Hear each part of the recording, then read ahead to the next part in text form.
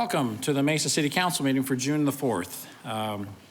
We will be conducting our regular City Council meeting tonight, and immediately following that meeting, we will be conducting a special meeting for the purpose of adopting our budget. We're going to begin the meeting tonight with an invocation offered by Pastor Ryan Visconti of the Generation Church, followed by the Pledge of Allegiance that will be led by Nicholas Burt of the East Valley Young Marines. So please stand and remain standing for the invocation and the Pledge of Allegiance. Gentlemen, I just want to thank you for the opportunity to pray for you. Our church, we believe the Bible says all governing officials are appointed by God, so we pray for God's favor and wisdom to be with you in everything that you do. Let's pray. Lord, we thank you for the opportunity to gather here today, and we pray that you would give us wisdom as we discuss the business of taking care of this community. I pray that this chamber be filled with your love and peace, Lord, that this would be a place of mutual respect as a way of honoring you.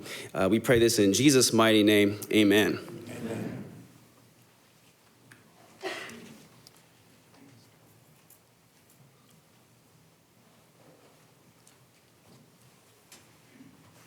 Will everyone please rise to faithful and join me in the Pledge of Allegiance.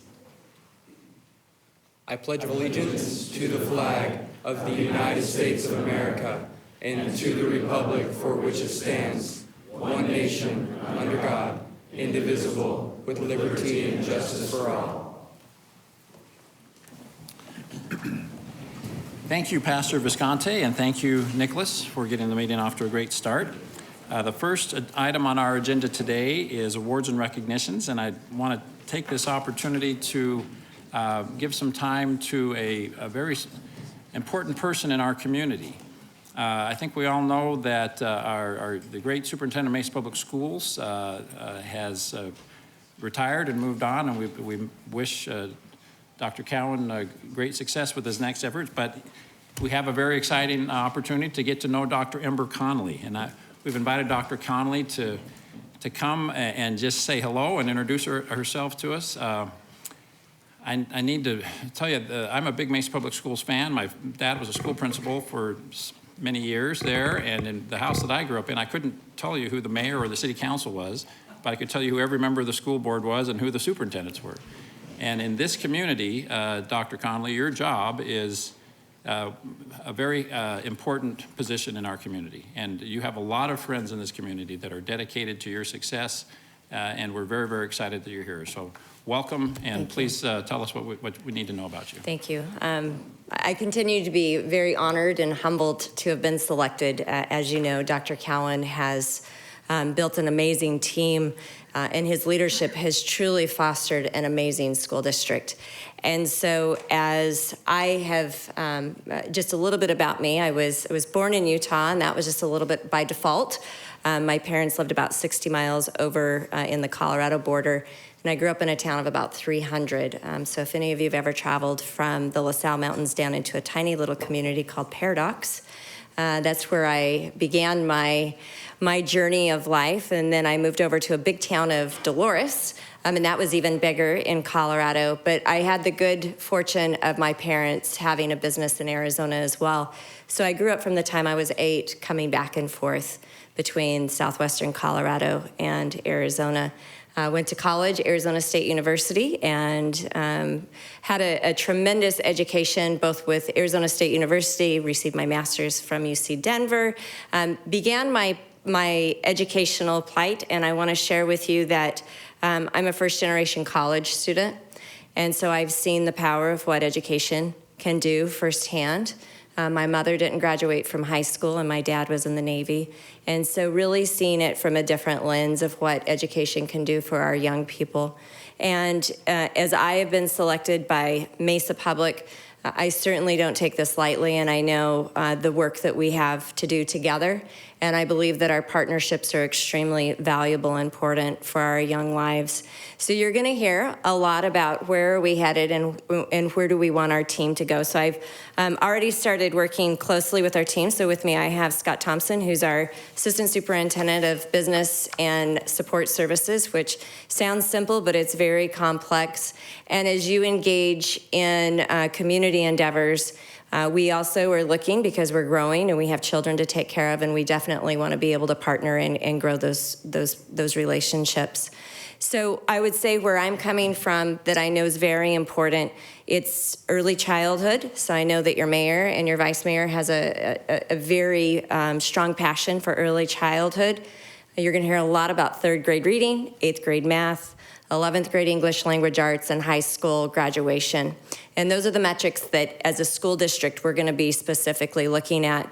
But wrapped around that, we also know that we have little humans and little human beings that we have to take care of socially and emotionally, and it takes all of us.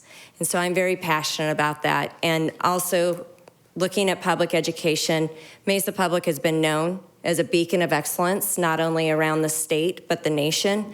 I remember looking at Mesa and thinking, what an amazing school district. And again, just continue to be honored and humbled by this position.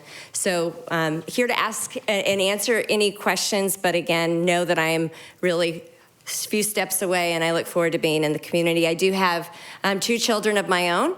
I have a 9-year-old that will be going to Johnson Elementary, so I'm sure the principal is really excited to have the superintendent's son who drew that lucky straw, but I also have a 20-year-old in college. Well, again, welcome, Dr. Connolly. We're excited to partner with you. As you know, the city and the school districts, we have a few great school districts in our community, but we partner at every opportunity, and so we're really looking forward.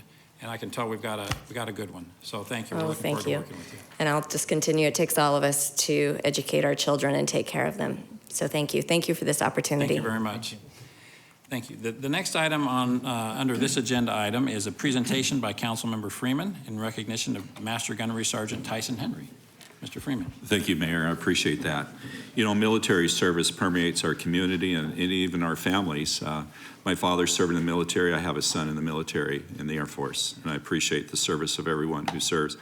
This is a special time that we can pay tribute to Tyson Henry. Tyson's a young man. I'd like to read what he has done so far in his young life. Tyson is a Master Gunnery Sergeant in the Young Marines program and is a junior at Mountain View High School in Mesa.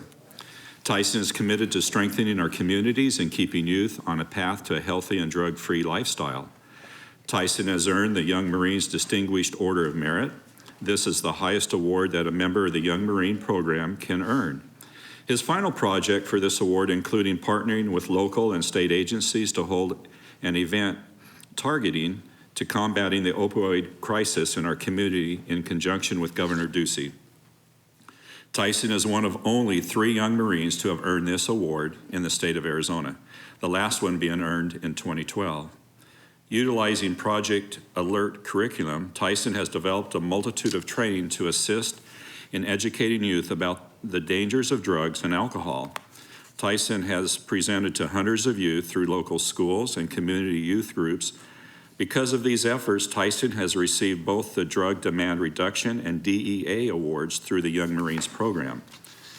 Additionally, Tyson's home unit, the East Valley Young Marines, has been recognized as the Department of Defense with the Fulcrum Shield Award in 2016 and the DEA's Kiki Camaranas Award for the past 4 years for the unit's drug demand reduction efforts. Tyson is a dedicated and motivated leader that has successfully completed and is now instructing multiple leadership schools. Tyson's passion for drug demand reduction comes from personal family experiences. This has led him on a mission to prevent other families from having to experience what his family went through. After high school graduation, Tyson plans on attending college, serving his country in the Marine Corps, and ultimately desires to secure a passion with the DEA.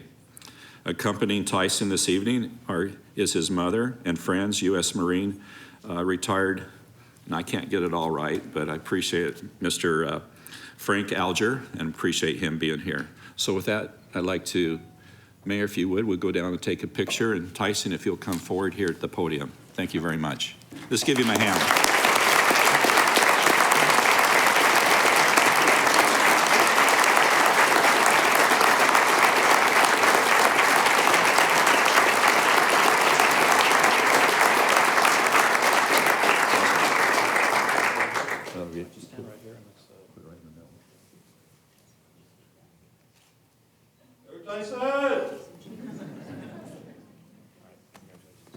Chairperson. Thank you.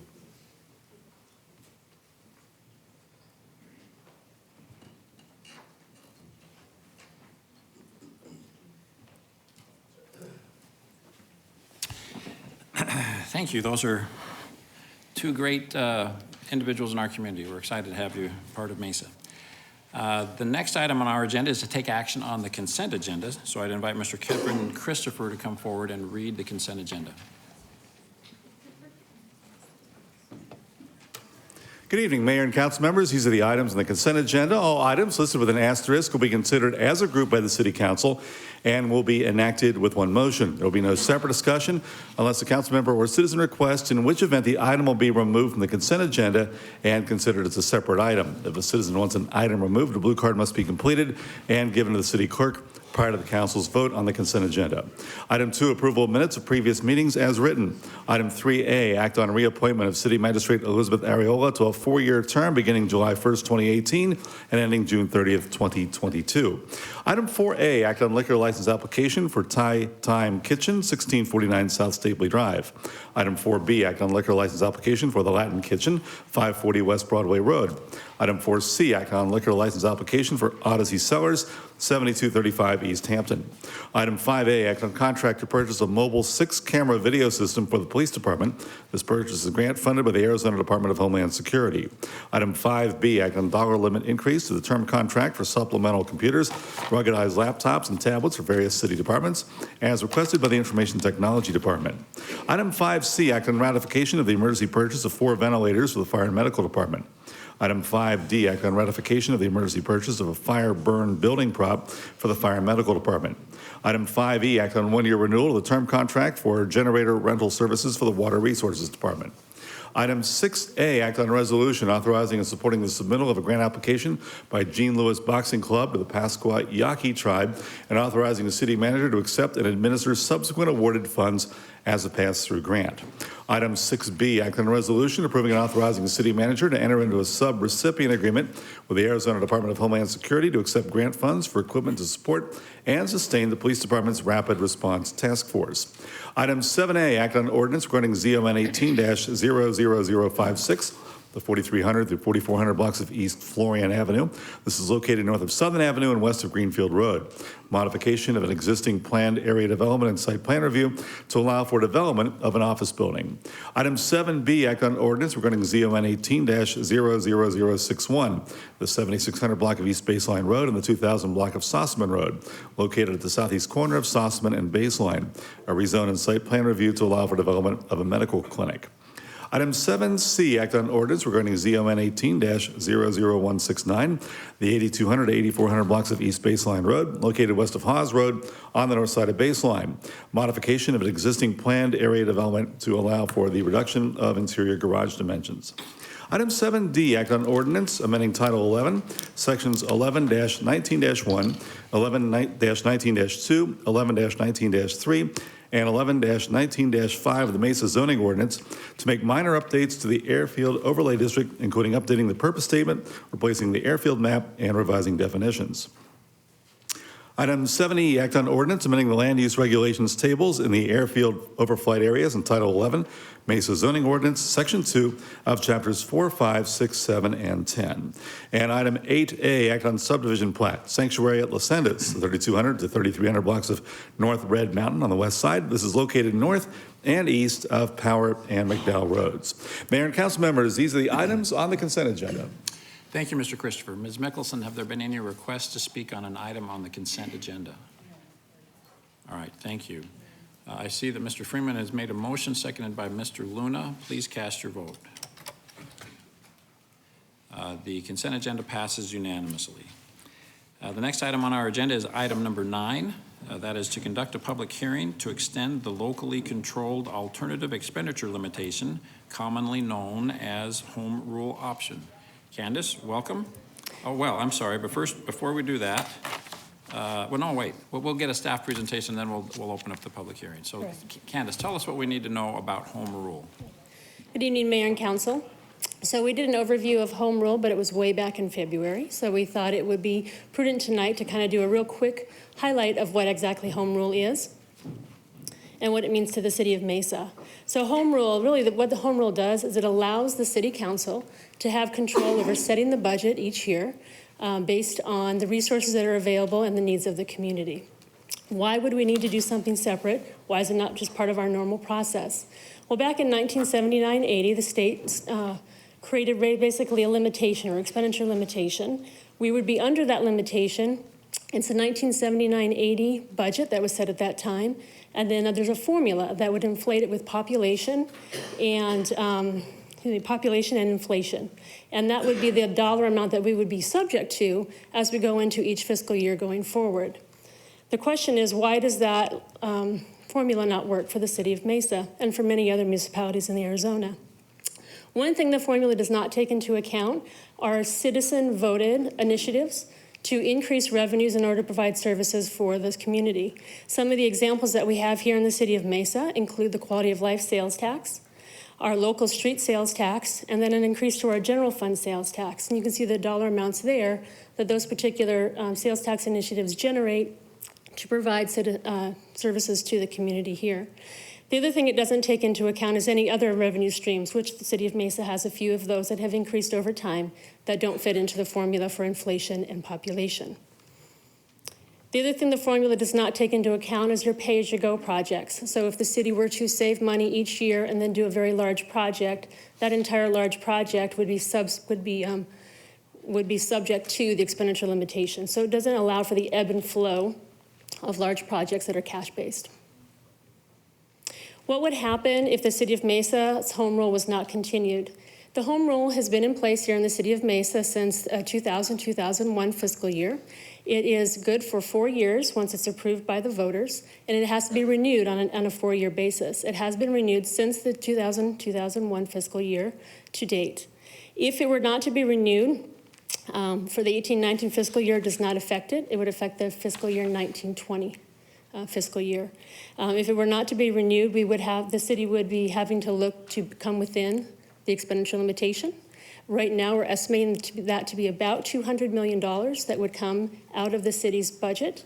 Again, it's not money that we don't have, it's just authorization revenues we would not be able to spend because of the expenditure authorization limit. So when we look at what does that actually mean when we talk about $200 million, because a lot of people look at our budget and say our total budget is actually, that we'll be reviewing a little bit later today, is $1.82 billion going into the next fiscal year. But the expenditure limitation only applies to certain portions of that particular budget. And so when we look at that portion, the bulk of that is actually in the general governmental funds or the local street sales tax fund. So if you take a look at just those portions, that is about $475.7 million in our upcoming budget. So it would be about $200 million out of that portion of the budget, not the $1.82 billion. There are things like debt service, bond construction, grant funds. Those are all excluded. So those would not be part of the reduction that the city would be faced with. It would just be in these other items. And that's really what I have for you today. It's really just a really high-level overview. But if there's any questions, I'd be happy to answer those. Thank you. And so the item that's on our agenda today is a mandated public hearing. That's the first step in putting this on the ballot in November for the public to approve us to spend the $200 million that's been voter approved since the time that this legislation passed decades ago in the state legislature. Correct. And Mayor and Council, there will be 2 public hearings. So tonight would be the first mandated public hearing. 2 weeks we'll come back for a second public hearing, and then during that agenda, Council will be asked to put the on the ballot for November. So the Council does not actually approve home rule. It is the citizens of Mesa that approve the home rule. Right. And so this is the first of 2 hearings that will culminate in a vote to put it on the ballot, and that would be on the November ballot. Is that correct? That's correct. All right. Thank you, Council. Any questions regarding this item? All right. Thank you very much, Candace. So we are now on agenda item 9, which I read previously. I declare the public hearing open. Ms. Mickelson, have there been any requests to speak on this item? Thank you. Do council members have any questions or concerns or comments on this item? If not, I declare the public hearing closed. There's no action to be taken on this item at this meeting. It will come back to council in a few weeks for action. Thank you. The next item on our agenda is item 10A and 10B, Both of these items deal with the same topic, which is bringing ASU to downtown Mesa. Item 10A is to take action on a resolution authorizing the development of the Phase 1 building and other improvements as part of educational facilities in downtown Mesa, and authorizing a lease with the Board of Regents and ASU for the Phase 1 building. Item 10B is to take action on a resolution for the bonds on this project, including authorizing the trust agreement, continuing disclosure certificate, and an obligation purchase contract, and approving an official statement, and also approving the sale and execution and delivery of excise tax revenue obligations. Mr. Smith told me I needed to read all this, so sorry.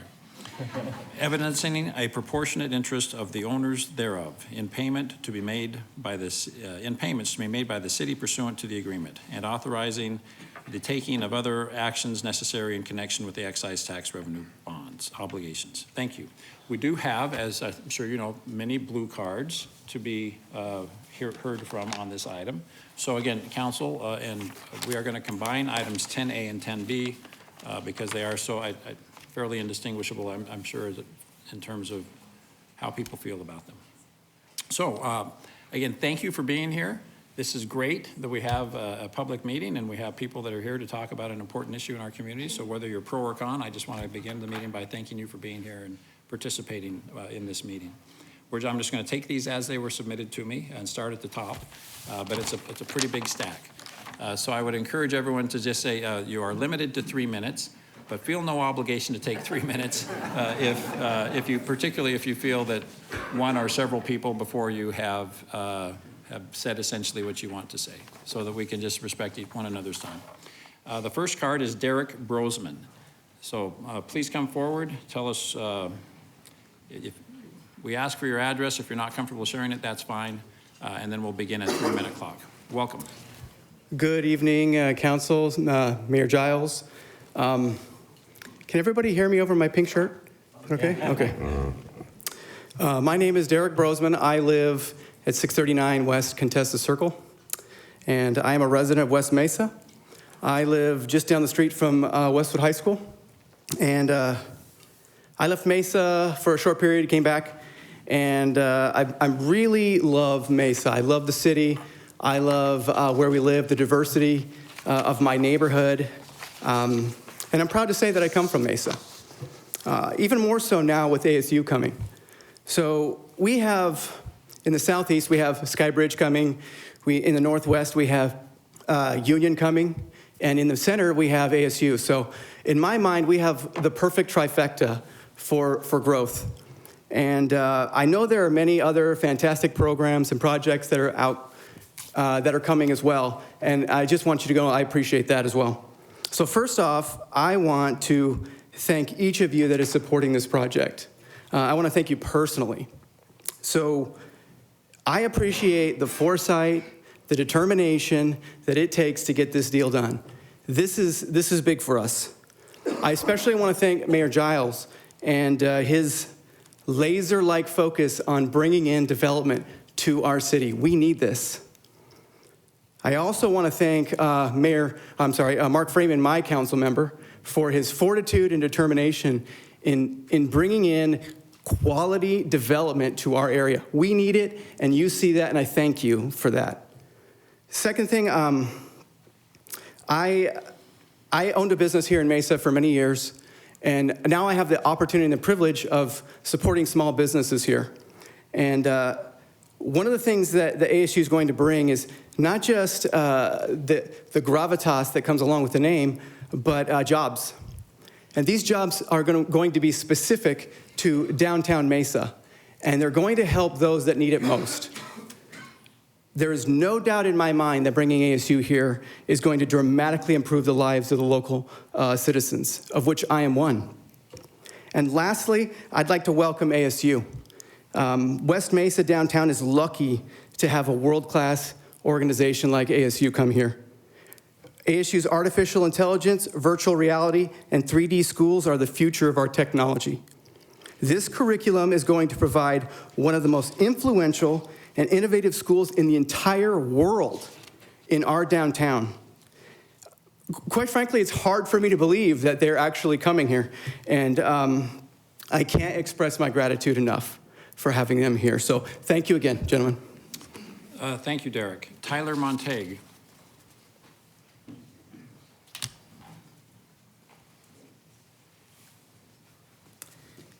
Thank you. I'm Tyler Montague.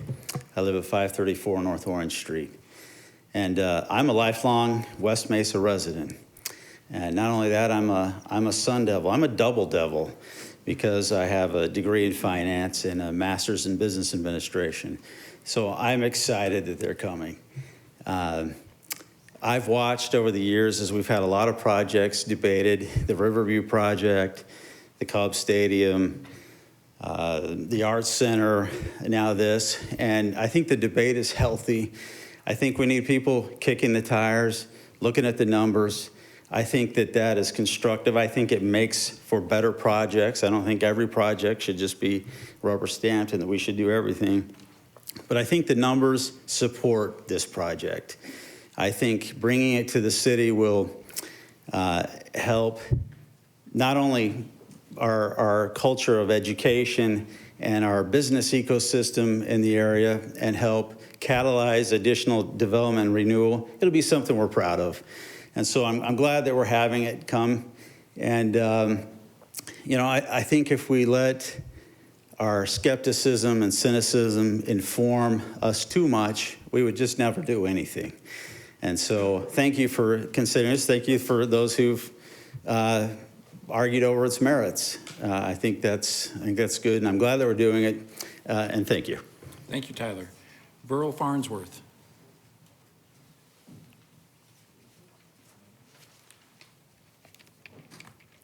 Burrell Farnsworth, Mesa, Arizona. I have read city attorney's response to the question of conflict of interest involving Councilman Luna and Glover. To claim there was no substantial or remote economic benefit, to claim that there was no conflict because they are not currently teaching, to claim there was no conflict because the subject matter is different from the subject matter to be taught in Mesa. All of these are just excuses that could be classified as splitting of hairs. If we need to have a troop of lawyers following our councilmen around to make sure that they're not breaking the law, then we have elected the wrong councilman. I thank you at least, staff, for pointing out what we've all understood completely in this process, that they're not guilty of the conflict of interest simply because this project is speculative. I apologize to Mr. Montague for calling his survey bogus, and he has accepted my apology. He also shared with me the survey he authorized, and they had also shared the survey with the mayor. Among the questions asked was one, would you like to see ASU come to downtown Mesa? The report was 61% in favor, yes. Another question, though, just as compelling as that question was, who should build the building, ASU or Mesa? 53% said ASU. Would it surprise you that the same 53% voted against question 1 in 2016? Mayor Giles, to quote you again, I will not be for the ASU building if it requires a tax increase or a utility rate increase. Since you have made that statement, you and the council have passed a utility rate increase and plan on asking for a sales tax increase and additional bond authorization that will need to be paid with increases to taxes and utilities. The money you propose to spend on this building would defer a rate increase for utilities for over 10 years. When does the deception and the deceit end?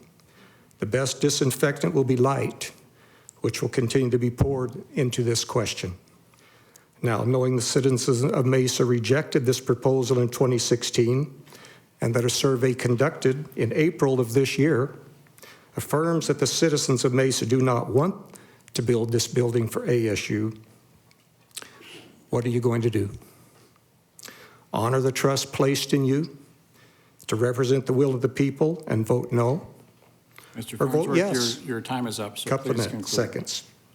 To quote Bastiat, when a portion of wealth is transferred from the person who owns it without his consent and without compensation, and whether by force or by fraud, to anyone who does not own it, then I say that property is violated and that an act of plunder is committed. I agree with Thomas Paine. Thank you, Mr. Farnsworth. These are the times that try men's souls. This is your time. Thank you. Steve Hessler. Mayor and Council, I would like to add, I did issue an opinion recently regarding the conflict of interest. And it didn't split hairs. It cited case law in the statute, including a very specific statutory exception. There's a number of statutory exceptions.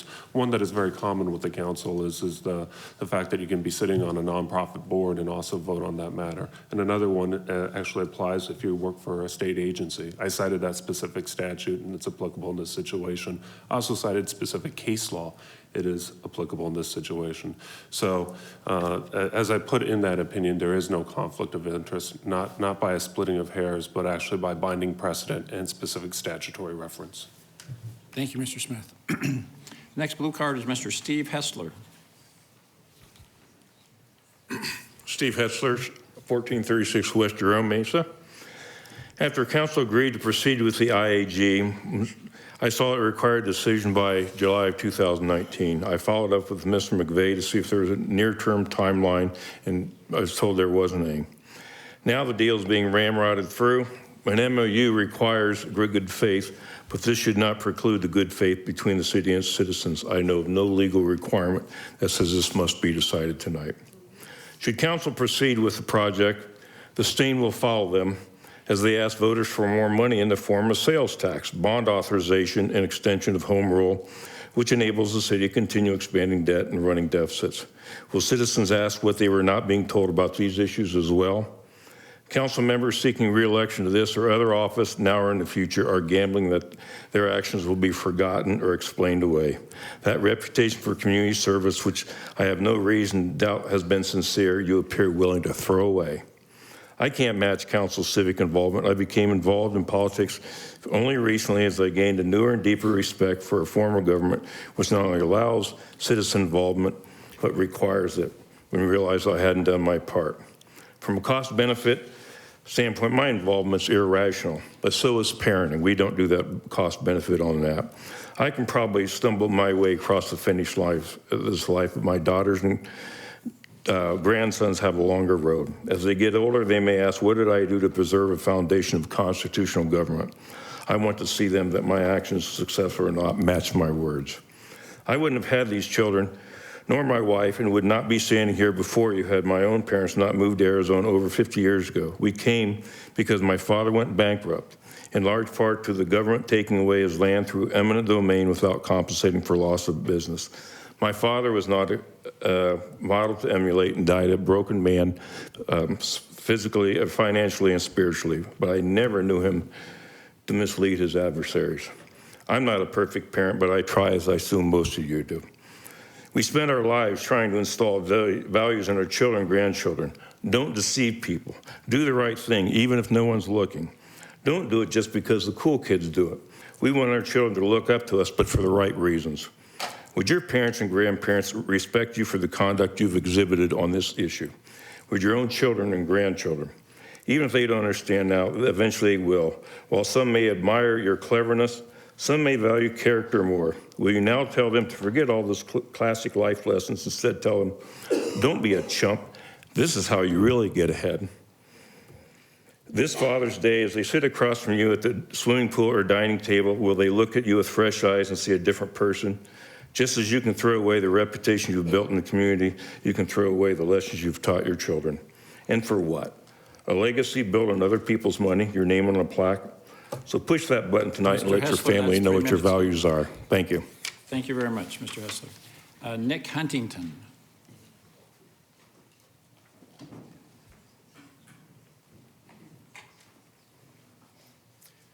My name is Nick Huntington. I live at 1549 East Hale Street. I've owned a business, and I get emotional. I'm sorry. I'm just like Steve Hardison.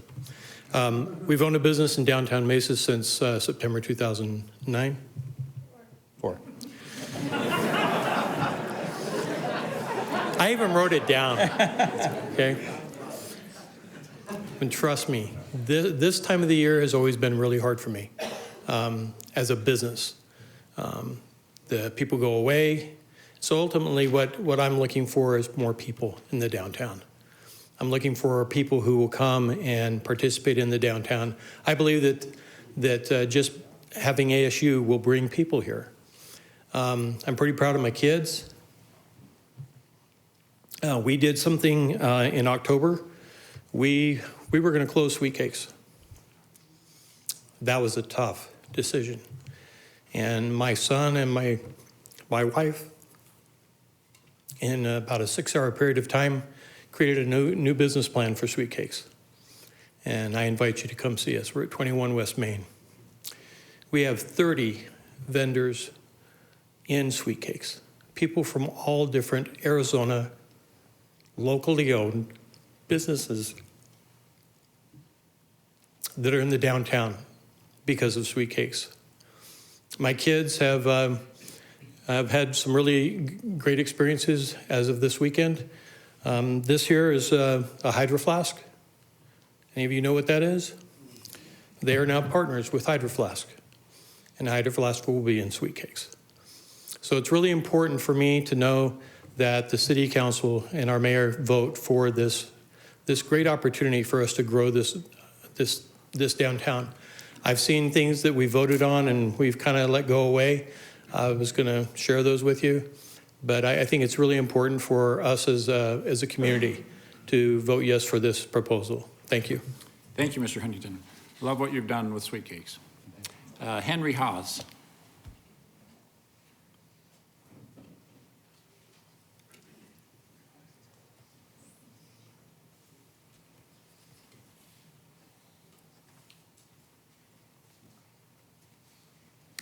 Mr. Mayor, I have noted in the past that you have allowed some of those who agree with you to overdo the 3-minute deal by a few seconds. And I ask that you extend that same courtesy to me today if I go over a few seconds. Mr. Mayor and Council, I'm speaking as one of the few remaining members of the elected Board of Freeholders elected to draft the City of Mesa Charter. I believe that each of the members of the board would agree with what I say to you today. The City of Mesa has absolutely no responsibility to fund higher education. If it were a responsibility, it would have been included in the original charter. The city should not enter into any agreement to furnish a building or buildings for ASU without a vote of the residents of Mesa.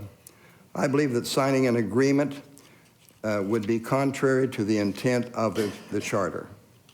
You should ask the residents and property owners a question something like, should the City of Mesa mayor and should the City Council and the mayor approve the use of city funds to build a high-rise building in downtown Mesa for ASU?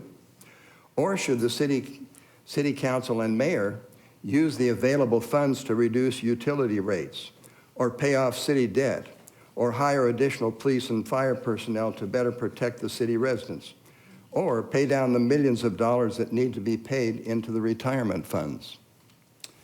It is the responsibility of the City Council and the mayor to make decisions that will operate this city in a wise and financially judicious manner and not to saddle its residents and businesses with unnecessary debt. What you are proposing to do presumes that someone has a crystal ball to see into the future and guaranteeing that there is nothing but huge increases in income without raising utility rates or sales tax. Looking into the future past the next year, my guess was a bit hazy, showing the downturn in the economy at some point that will cause absolute chaos in the finances of the City of Mesa. So this part of the view was just ignored. Furthermore, you probably won't be on the council, so why should you worry about such a problem in the future? Hopefully this is not someone's legacy they want to give to the city as a gift that residents will have to pay for. If it is somebody's legacy, you go ahead and pay for it yourself. I use these words sincerely. What you are trying to do is deceitful and dishonest for this council and mayor to sidestep the vote of the residents at the last election and to still attempt to fund the ASU project through the use of city funds collected from its residences. Then use those funds on a project that was turned down. I Hey, Mr. request Hawes, that you're you now on your vote no. freeholder bonus seconds, so. I request that you vote no on any ASU project as well as any other expenditures that are not needed now or in the near future. Be careful. Be financially wise. Pay off your debts. High debt is not helpful to families or businesses. There is much more that I could say, but I'll leave it at that for a future date. Thank you, Mr. Mayor and Council. Thank you, Mr. Hawes. Thank you for being a freeholder. We appreciate that. Jean Defoe.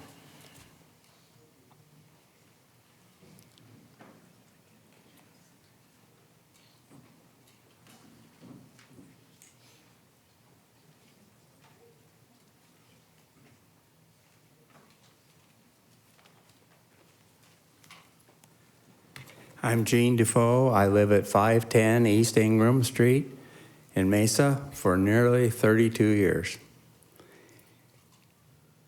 And I, and along with 19 others,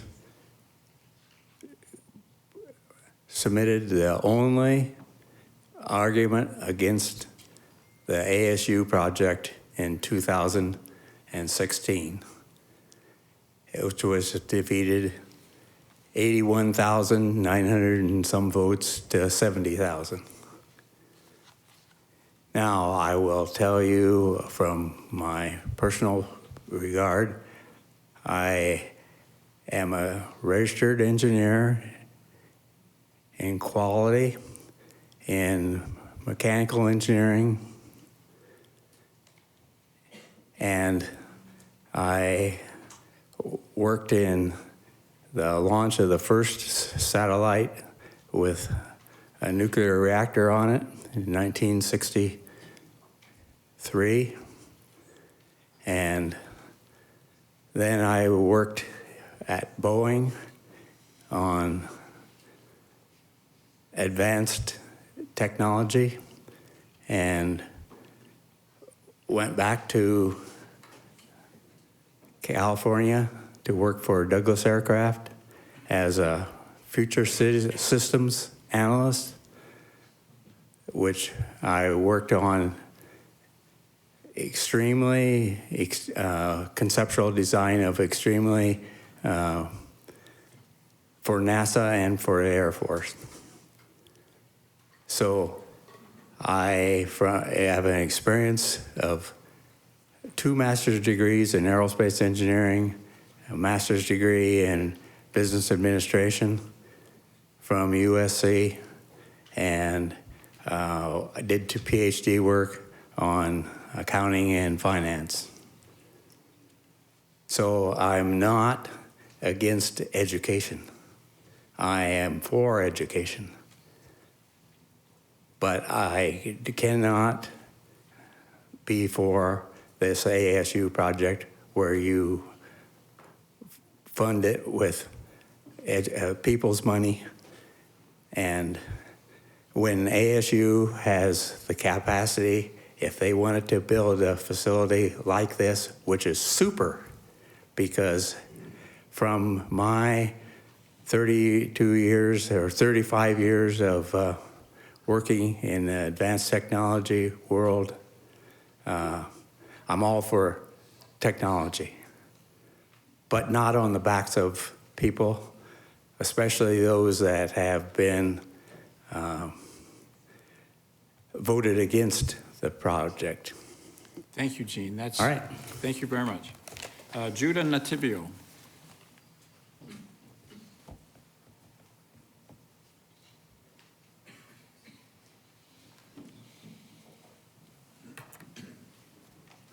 Good evening, Mr. Mayor, Council. I rise tonight. I really put a lot on my time stake behind family. I'm probably one of the last houses in East Mesa So I wanted to come out here tonight to share a few thoughts.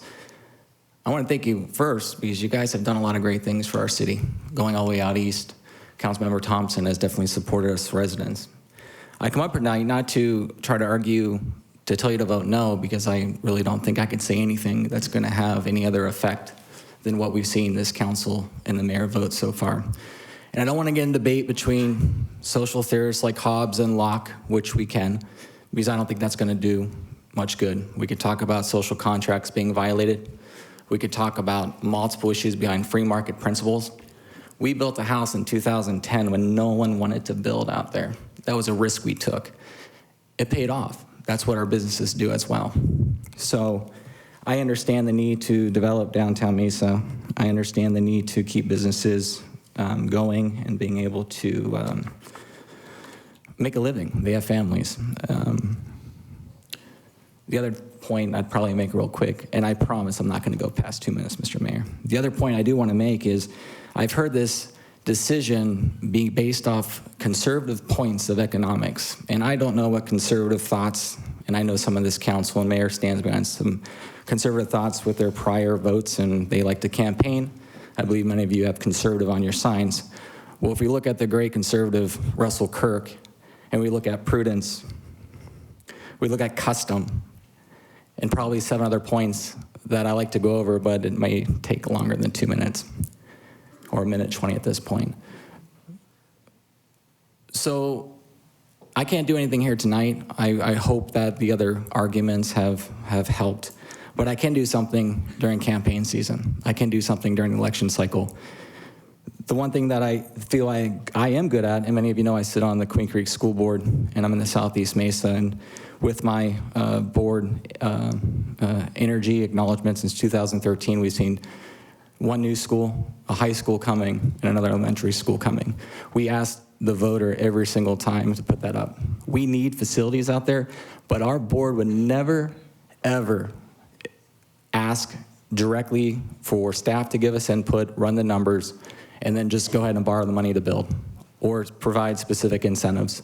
I know it's a totally different conversation piece. I know it's a totally different engine to build schools, but the point of the matter is the voters supported it. We build, we support the folks out there, and I just hope this council in whole supports the almost 500,000, 500,000 residents.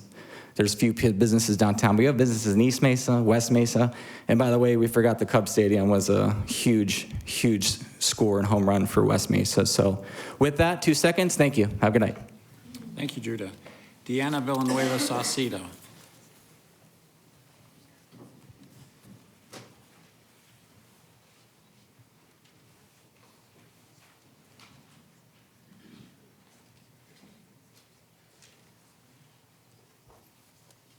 Good evening, Mayor, Council, Deanna Villanueva Salcido. I live at 1513 South K Circle. I'm here in support of item 10A, bringing ASU to downtown Mesa. I've spoken in support of this project in previous council meetings, so here I am again urging you to vote yes. For many of the same reasons as I've said previously, Tyler, you're not the only Mesa native who is a double devil and educated. Mesa deserves this type of investment. I don't consider it a handout, investments that have made other parts of our city great dating back decades. We lag our state and region in post-secondary educational attainment. We are not as highly educated as we need to be to attract the types of businesses that will be economically viable long-term for us to stay sustainable. We need more options, yes, even with Tempe and Poly campuses in our region. We deserve a smart, innovative idea that can attract additional investments in cutting-edge industries. An investment and legacy for my son, for my nieces, for my nephews, for the people in my family, for the underserved communities that I've worked with for 20 years. As I've shared previously, I do think it's a smart investment and a proven commodity. It can't be compared to other educational institutions that have come from other regions that don't have the kind of name, power, or recognition that this institution does. I don't think it was a false dichotomy to present it as an either or in terms of public safety, so I'm glad we've put that argument behind us. Much of this comes down to a difference of opinion and political ideology. I recognize that. So you each have to vote your conscience, and I don't think any arguments here are going to change anybody's minds. However, what I do hope for our community, our residents, as well as our elected officials, is that we remain civil to one another. The petty implied threats, jokes that are more like jabs, sarcastic tone of comments, both online and in public, it's disheartening For someone that has been raised in this community, that's lived in this community all my life, that's disheartening. It cheapens our community. It cheapens our dialogue. I expect more out of our elected leadership. I expect more from our citizens. I would hope that you would expect more from me and for others that come to speak before you. I know our community deserves a better dialogue. Surely we can have spirited debate, acknowledgements that we have differences of opinion and ideology that will never be changed no matter what's said here. But I would hope that we would act like responsible adults capable of civil discourse. I would like to think that we collectively deserve that much from one another. So I respectfully encourage your yes vote, and thank you for your leadership and your time. Thank you, Deanna. Angie Draper.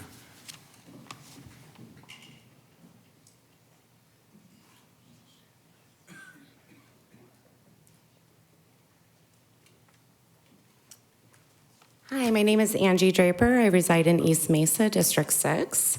I'm here tonight in opposition of the intergovernmental agreement between ASU and the City of Mesa.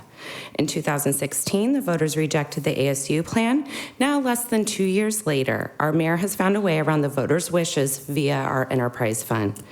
If this plan is wanted the way they lead us to believe, bring it back to the voters. Allow us to have a say in how these funds are used. Change the funding mechanism and let the voters decide. Don't cram it through.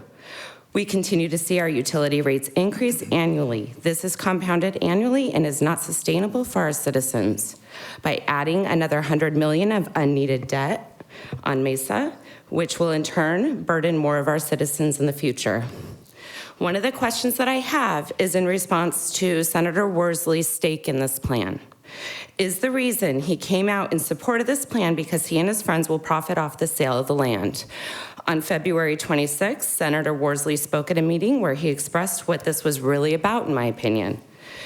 Let me quote him. Speaking of dollars, hard dollars, we, the group I am invested with, have invested over $20 million already on a bet that downtown Mesa is ready for what's next. I wanted to say one more thing. We need to invest in ASU, and we need this, the center of downtown Mesa, end quote. Senator Worsley and friends have indeed purchased several properties in downtown Mesa in recent years. All of these properties are within 1,000 feet of the proposed ASU campus. I think there's a group of investors, including Senator Worsley, who will profit nicely on our city's dime, the dime being provided by over 500,000 of your residents.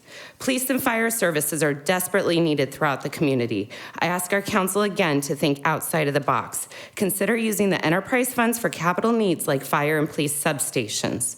Our emergency response time exceeds the national average, and this is unacceptable for your residents, and you should want better for us. For those running for re-election, you are being used as a sacrificial pawn by those looking to benefit off of this agreement. Mayor Giles, the question I have for you is, would you bring this forward if it was your election year? You would bring this forward, because I guarantee you would have resistance. I agree, as a constituent of Kevin Thompson, that I am not against the ASU project. I am opposed to the way this deal has been made. Bring it back to the voters, let ASU bond and build for themselves. As I've heard a lot in the news lately, we will remember in November, so you need to vote wisely and realize you are being watched. You represent us, and you are putting your legacy in front of the voters' wills. Thank you. Thank you, Angie. Randy McGrane.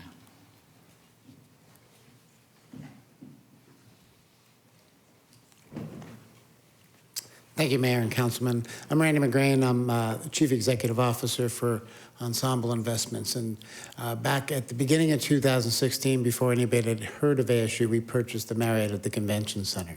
I'm now in the process of just visited the hotel. We're investing another $13 million in that property afterwards. And we're happy to do so. We've been in Mesa a long time. I made my first investment here in 1990. But we can't do it alone. It's a private and a public partnership. And I guarantee you, the type of use that ASU brings into downtown brings new people. And they see what I saw when we looked at that property. And if they walk into my hotel and they rent a room, that tax revenue comes back to the city. We've already seen a return on the investment you made in infrastructure around Falcon Field. Those companies came in, we reached out to them, they booked rooms, that transient occupants tax comes back into your treasury. It's as simple as that. It is not altruistic, it's an investment, and I strongly support it for downtown Mesa. Thank you, Randy. Mike Wright. You had to leave. Okay, thank you. Mr. Wright left. Joshua Boyle.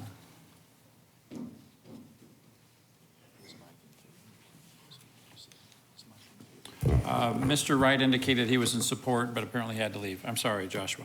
No problem. Mayor Giles, members of the City Council, thank you so much for letting us come out, be a part of this democratic process. Thank you for being a part of this democratic process. I love Mesa. I got a little teary seeing Scott Smith talk just a little earlier because my grandfather was Lamar Shelley, who was the Mesa City Attorney for quite some time here in Mesa. My family goes back 5 generations in this city. So again, I deeply, deeply love this city. I should have explained, my address is 1428 West Escarpa, in Mesa 85201. I had my first job at the Chevron, that's where the Taco Bell used to be, in 85201. I'm now a partner at a law firm here in 85201, but I love the whole city. I know that this whole city has so much to offer. One of the reasons I came down here is certainly I'm in support of this proposition regarding ASU. Also, though, my brother came and spoke last week. You may recall that he described his creative siblings who have gone into very creative fields, but I am the boring lawyer who am still creative by painting award-winning toy soldiers. And that is true. They are award-winning. I paint them. I enjoy it. But I'd like to point out that Bill Thompson, a.k.a. Wallace from Wallace and Ladmo, also, that was his pastime, as well as Winston Churchill. And I just wanted to read a quote from Winston Churchill, which is that I never worry about action, but only inaction. And that's what I would worry about for Mesa, would be inaction. We need to keep moving forward. I see this ASU project partnership as just a wonderful step forward for Mesa. As Mesa's big, it's the 38th largest city in the United States. We're larger than Miami. I believe that we do need to act like that. And frankly, I believe that Mesa has so much to offer. Sometimes Mesa seems a little bit like Mayberry. That's wonderful. So imagine if we could have that good influence on the entire world. And I think that that's what ASU and this project offers to us. I am also a double devil. I went to Arizona State University undergrad, and I got my JD at Arizona State University. I got the finest JD I think that you can get anywhere. I understand there may be some law schools ranked higher, but I got the finest JD here. My younger brother went to ASU doing computer programming and then went to California, USC, to get his graduate degree in doing exactly what we're proposing ASU would do down here with the 3D design, with the VR, with AI. I want ASU down here because I want my children to be able to not have to go to California to get the very cutting edge education. My brother could have attended here, and I think again that Mesa can offer so much by allowing our children, future generations, to be able to attend the finest, absolute finest school, the most cutting edge right here in downtown Mesa, that's going to make a difference again, not just in Mesa, Arizona, not just in Arizona, the Phoenix Valley in general, but throughout the whole entire world. And so again, that's why I voice my support. Thank you so much. Thank you, Joshua. Mark Yarborough. Good evening, Mr. Mayor, members of the City Council. My name is Mark Yarborough, and I live at 2427 South Spruce in my hometown of Mesa, Arizona. Before I get started, I'd like to express my appreciation to all of you. Public figures, it's not easy. The passion that you put into the city, it's sometimes a thankless job. If nobody's said it, from me to you, thank you. I'm here for one reason only tonight. I understand both sides, and I'm great that people are passionate about it. I hope they were out in 2016 when the vote happened. But the fact is, voters said no. They didn't say, well, maybe. They didn't say, well, if you change it a little bit. They didn't say go with Plan B. They said no, and we have to respect that. I chaired the Cubs campaign. That was a big thing for Mesa. Your jobs would be a lot harder had that failed. I was out for 4 months every day talking to voters. In the end, we won over 60% vote, 60% vote. But had it been at 51% against it or 50.1% against it, let me tell you, there was no way that I would come back as passionate as I was about it and say, you know what, we're going to build it anyway, even though you voted against it. That's not fair and that's not right. I understand that this is a passionate project for some of you. That's great. Maybe enough education wasn't given to the Mesa voters. Do it the right way. Don't be on the wrong side of history tonight. Repackage it, educate the voters, explain the benefits, put it back on the ballot and let them decide. Doing a runaround only creates animosity with the voters. And in the end, they hold the trump card. They can put a proposition on the ballot to limit spending. There's a lot of different things that they could do. So I would urge this council, don't rush into stuff. Think, with the way that it has to be. The vote of the people have to be respected. That's the important part. And same with the Cubs campaign, same with this facility. I'm not saying it's a bad idea. I'm not saying it's a good idea. But when you ask voters and they've told you no, when you go around and you say, well, we're going to do it anyway, that's disrespectful to the voters, and that's not the right way to do it. So with that, I thank you for your time. Thank you, Mark. Christopher Bone.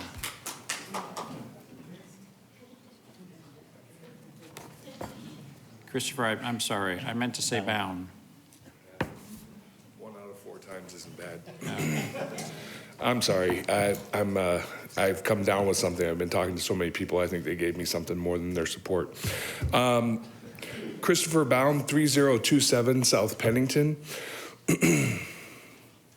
It's strange to me, hearing everybody talk. I didn't hear anybody against ASU. Not one person. Keep that in mind. I implore you to think about the people of Mesa and what this means to their futures. Many people cannot afford what you're proposing. Utility rates are not the way to fund economic development, and the voters have already said no to this project. It is in these times that the convictions of a person are tested. Are you righteous? Do you adhere to your ethical principles? What are your true motivations? Tonight we will see who is righteous, who has ethics, and where your true motivations lie. I think we can safely speculate that Councilman Thompson and Whitaker will vote against this proposal.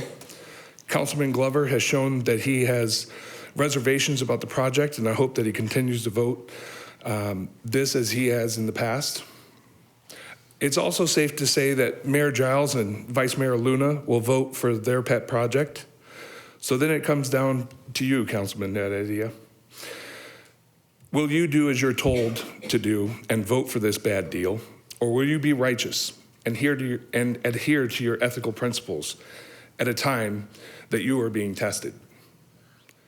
Today, we will see where your true motivations lie. And please listen to Mr. Haas. Thank you for your thoughtful consideration. Thank you, Mr. Bound. Jason Scott.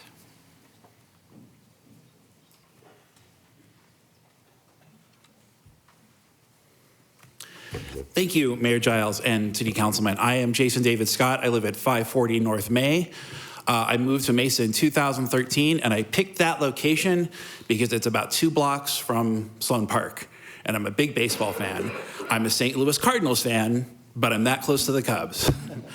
So I also happen to be an assistant professor at ASU, where I'm currently the interim assistant director for film in the School of Film, Dance, and Theater in the Herberger Institute for Design and the Arts.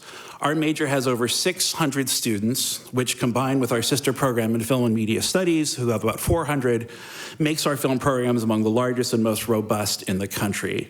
I just want to articulate that as a resident of Mesa and as someone deeply invested in the cultural value of higher education, there are a number of reasons I'm excited about what this project means for my colleagues, my students, and even more importantly, my community.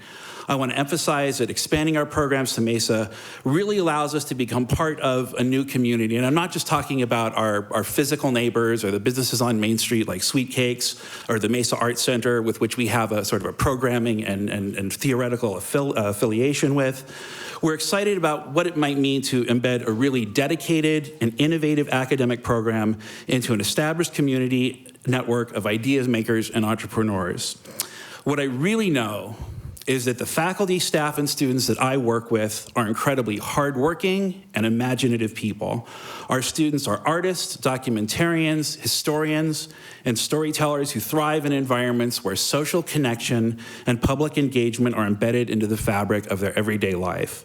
I saw on the City Council website, it said the Mesa City Council believes that it's people, not leaders, are what makes a city great. I hope that the people that I work with have the opportunity to bring our energy, skills, and resources to Mesa and participate in that exercise in greatness that puts people and community first.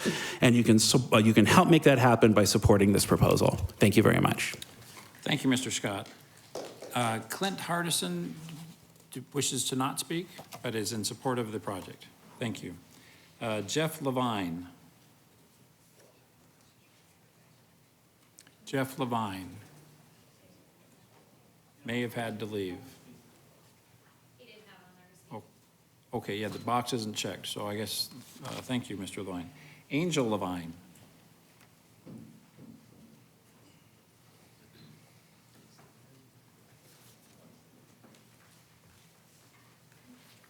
It's me again, gentlemen, sorry. Angel Levine, Navarro, District 6. Just want to reiterate, because I again feel like this has already moved past anything any of us can say. So once again, ASU is welcome to Mesa, but you guys need to not sell us short. Mesa has a lot to offer ASU, not the other way around. $63.8 million plus interest is a lot to ask from us. We get a postgraduate building. I believe it was 740 students. What about the other campuses we have in Mesa? What about the other businesses we have? $100,000 a year? I'll take that deal. I mean, come on, guys. We're not Detroit, we're not Chicago, and we don't want to become those cities. We don't want to go in debt, but we need to do it in a smart way. We owe it to the citizens of Mesa to make this deal better. You want to bring ASU? Bring them. We want ASU. That is not a problem, but we need a better deal. And if they want to threaten that if they can't get the building, they need to go elsewhere, then it wasn't meant to be. But trust the voices of your people. We were smart enough to choose you guys. You're all up here because of us. We want you here. We want you to stay. We want you to continue to make Mesa the great place that it is. But don't do it on our backs. 0.25% sales tax is coming our way for our public safety. We need it. $225.5 million was just presented on Thursday for parks and cultural and our public safety, libraries. We need that money. If this goes through, I don't think it's going to happen. I believe the superintendent of Mesa Schools has already left the building, but $300 million for her, she's going to need that too. It's got to come from somewhere, and it needs to stay right here where we need it, not just a few people that get to benefit from it. We all need to benefit from it. Thank you for your time. Thank you, Angel. Jen Duff.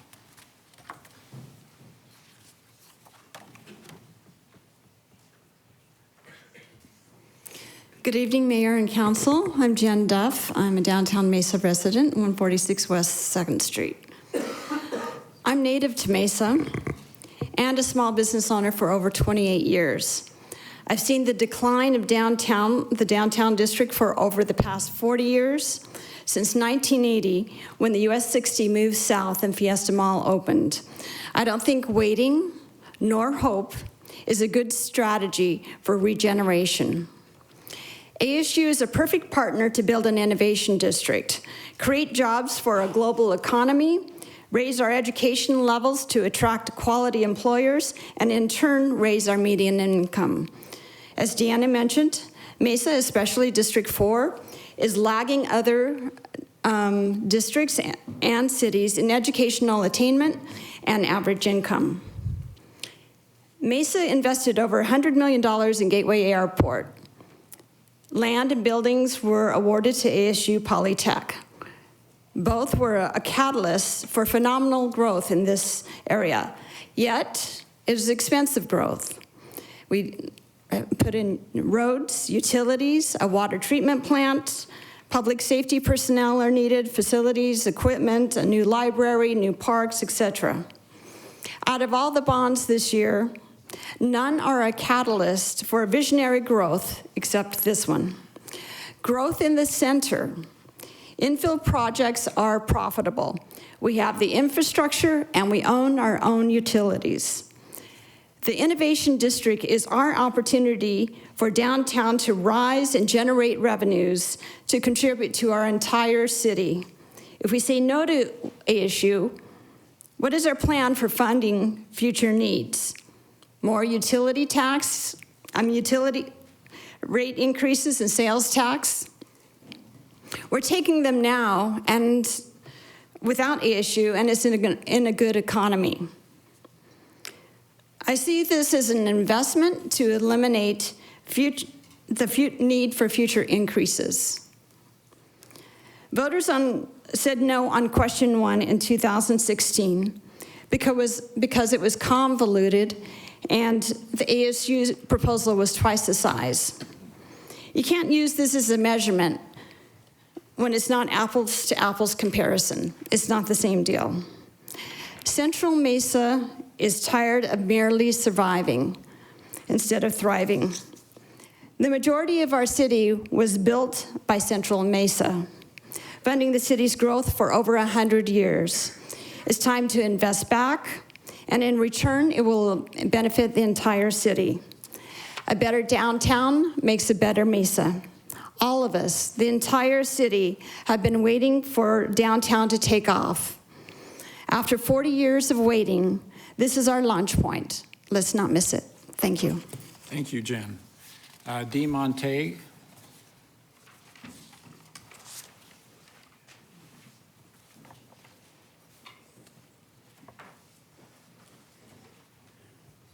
Mayor and council members, thank you for letting me speak. I appreciate you. I wasn't, unlike my children, I wasn't born here, but I got here as soon as I could, and this summer I've been here 50 years. I graduated from ASU Law School. ASU was a real value then. It cost me $192 a semester to go to law school. So $160 for regular and $32 for graduate school per semester. I've had 4 sons graduate from ASU, 2 sons-in-law, 3 daughters-in-law. I've got a granddaughter graduated there and 3 grandchildren currently attending ASU. It's a great value.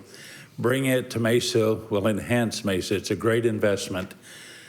I appreciate how honest and open you have been. I don't think you're hiding. I think there's been an open forum. There's been discussion. One of the reasons we support people who support education, like Councilmember Luna and Councilmember Glover and the mayor and Councilmember Freeman and my own time of interest in it, is that they support education. We want this project. It'll help West Mesa. The survey that Mr. Farnsworth alluded to, he missed some of the factors. The people who prefer strongly or want ASU to come are 3-to-1 over those who don't want it to come. The vote that was taken before is different than this vote, as Ms. Duff said. People voted against a sales tax increase. And as you've heard here tonight, nobody voted against ASU, apparently. We want it. I personally would vote for it with a sales tax increase, but that's not on the table. I think it's a great value. It's a great investment. There's difference in costs and investments, and this will be an investment that will return value to all of the businesses in our community. Thank you. Thank you, Dee. Cameron Jarman indicates he doesn't want to speak, but that he supports the project. Is that right, Cameron? Thank you. Also, Cassie Jarman indicates she's in support, but wishes not to speak. Sean Huntington indicates he does not wish to speak, but he supports the project. We're ripping right through these. Thank you.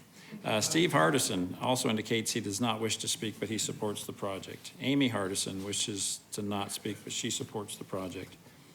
Richard Bagley. Do you wish to speak, Richard? I support it. I'm good. Thank you. Thank you, Mr. Bagley is good, supports it and doesn't need to speak. Matt Salmon. Welcome, Matt. Thanks a lot. Welcome, Matt. I get that a lot.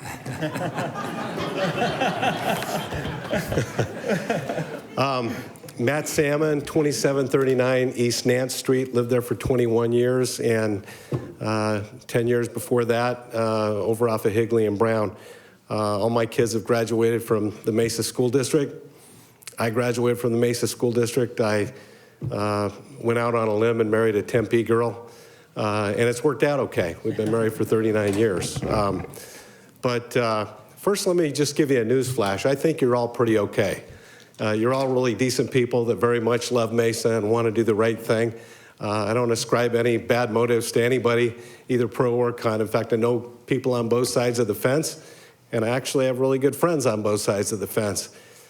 You know, I've run for office a lot of times, and I've heard a lot of candidates in their stump speeches talk about how important it is to operate government more like a business. Well, how does business operate? They look at opportunities and opportunity costs, and they look at investing in those things that are going to reap great dividends. Not so long ago, maybe a decade or so ago, the city of Phoenix decided to double down and partner with ASU and build an infrastructure in the city of Phoenix. What was it like down there in South Phoenix before they built it? It was not very fun to be there. In fact, most of us probably wouldn't have wanted to be there at night. Very unsafe. How many of you have been down there lately? What has ASU done for downtown Phoenix?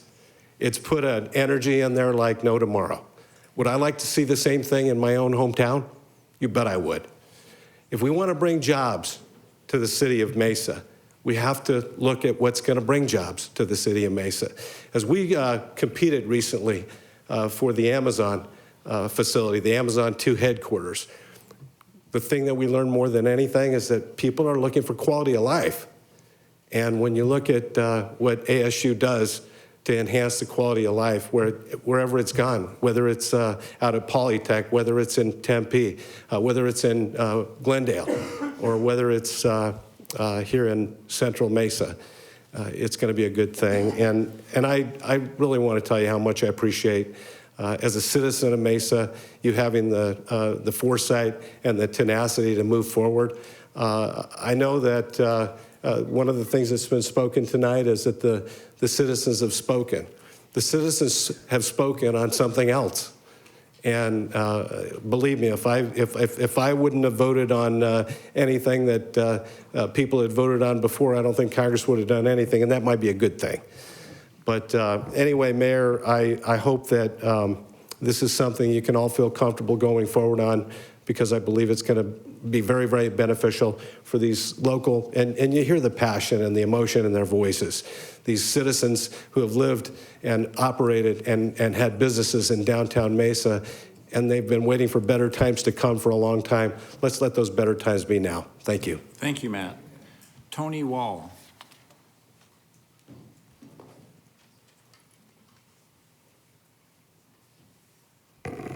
Mayor Giles and Council, thank you for the opportunity to address this issue.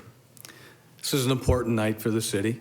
It's one that I think is full of opportunity, and one that, as a developer of a significant project in downtown that's about to move forward, we appreciate this opportunity as a backstop to our deal. It's important that our investment team has seen ASU here, seen its results, seen the opportunities that it creates, and has strengthened its support of our project. I think that speaks to the overall economic development opportunity here. You've taken a big step in the leadership that you've put together in fashioning this opportunity. It's one that will have long-lasting effects for the city. It's one that will impact small business and large business in our city. The opportunity for education to impact economic development is unparalleled. We have a university here in downtown that's brought strength to downtown. We have another opportunity to strengthen downtown through an educational facility, and the opportunities will go on for years and years. I appreciate the opportunity to say that our team supports your efforts and look forward to the growth. Thank you, Tony.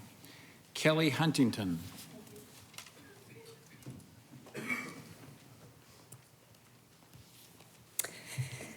Hello. My name's Kelly Huntington, and I am a 5-generation Mesa.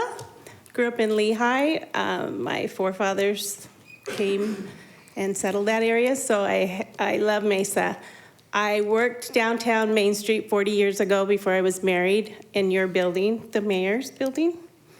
Then I worked for Max Killian. I always loved the downtown. And so because of that, I, 14 years ago, bought a business down here. So I'm with the hotel guy over here. It takes money to make money, and so I survived the crash of 08. I survived the light rail by a thread. I survived a lot of things downtown. And one thing I've noticed in the time I've been here is if you take downtown Mesa and you look at it as a strip mall, we don't have an anchor tenant. The Art Center was supposed to be the anchor tenant, but it really has not brought us that much business day and night. We need ASU to be our anchor tenant. And I know that they will bring so much business, so many people.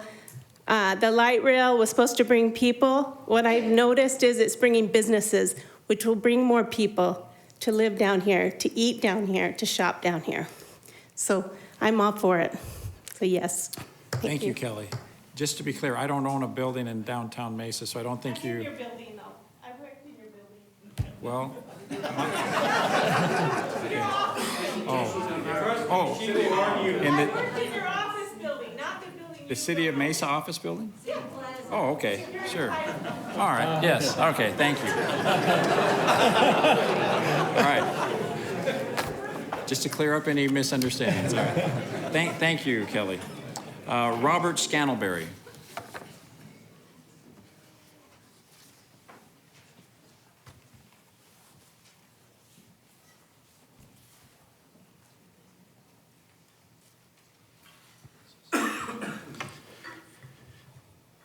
Mayor, Council, Rob Scantlebury. I live at 120 West University. I doubled down on Mesa. I also live at 412 North McDonald.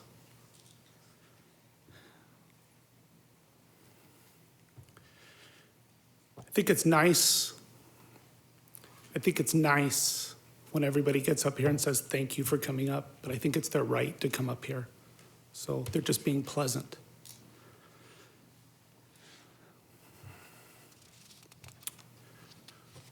Mr. Whitaker, thank you for your leadership on the council. It's a breath of fresh air. Councilman Thompson, good job. Mr. Glover, I've talked to close to 2,000 people in the last couple of months in our district. I'm really encouraged that one of the other speakers said that this is weighing on your mind.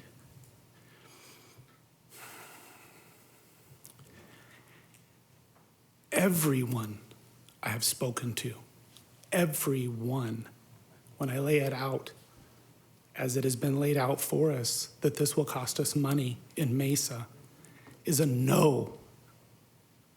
The most specific one was a nice lady in a trailer park, because I started my work in the trailer parks and the poorest neighborhoods. I sat there sweating because she didn't turn her air conditioning on. Her biggest thing when I was asking her what she needs, she said she needs to be represented by APS or SRP. She said she can't afford her utilities. I don't know what her utilities are. I don't know the difference between the two, but that's her perception. The next thing, she said she just wishes that she wasn't in Mesa utility area so she could get the rebates that are offered by SRP, was what she said specifically. It kind of hit me funny at that time because I said, what you're asking for is price matching.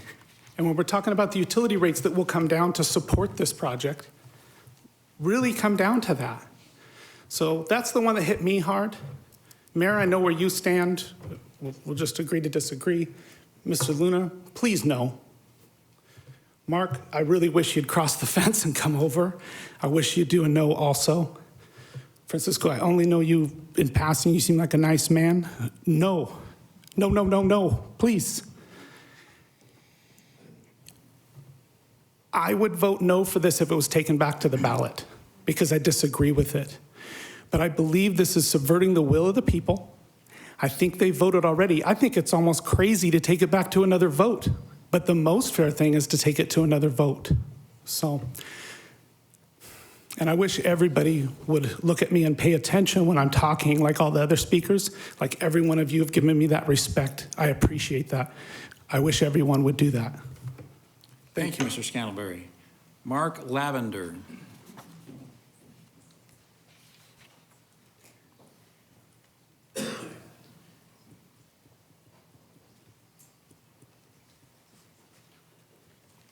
Good evening, Council, Mayor. I've talked to literally hundreds of citizens in Mesa over the last few months, and I can tell you that I have not run into a single one who has said, yes, that ASU deal, that is exactly what we want to do. Especially when I talk to them about the debt that the city has and the fact that ASU is sitting at about $1.2 billion in net assets. Let's be honest, ASU does not have a very positive view amongst many in this community because of the spiraling tuition increases. I'm getting ready to send my daughter there next fall. The other issue that we have with ASU is that, and this is probably bad timing as well, but it looked like they just published Microcrow getting another $90,000 raise this last year. But nonetheless, here's the bottom line, is that when you look, and I would invite everybody in this room to Google Mesa utility rates compared to other cities. Google it, and where it's going to take you, if you click that first link, it's going to take you to our Office of Management and Budget here in Mesa. So here's what you'll find. Citizens of Mesa are paying the highest rates in the valley for water. We're paying the highest rates in the valley for wastewater. If you look at the primary revenue sources for cities in and around the valley, you'll find that the primary property tax, the secondary property tax, the wastewater, the water, the solid waste, the sales tax, you'll find that Mesa is one of the most expensive cities to live in.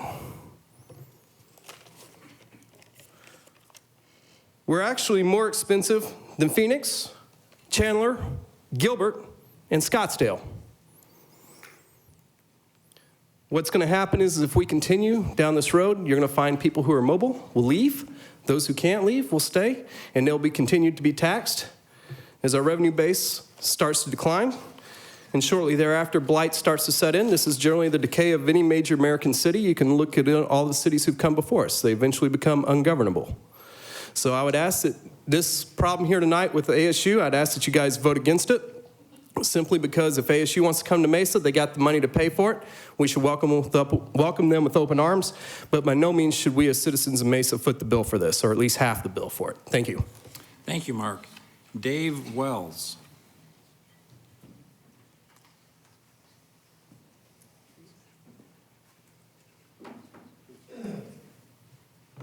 Thank you, Mayor and Council. My name is Dave Wells. I'm an ASU faculty member for the last 20 years, the past 12 years based at the Phoenix downtown campus, and I've served on the faculty senate at ASU the last 4 years. I also serve as the research director for the nonprofit Grand Canyon Institute, which is not affiliated with ASU, but I'm not representing any of them tonight. I'm representing myself as a taxpayer in Mesa, where I've lived the last 4 years at 3023 South Carriage Lane in Councilmember Heredia's district.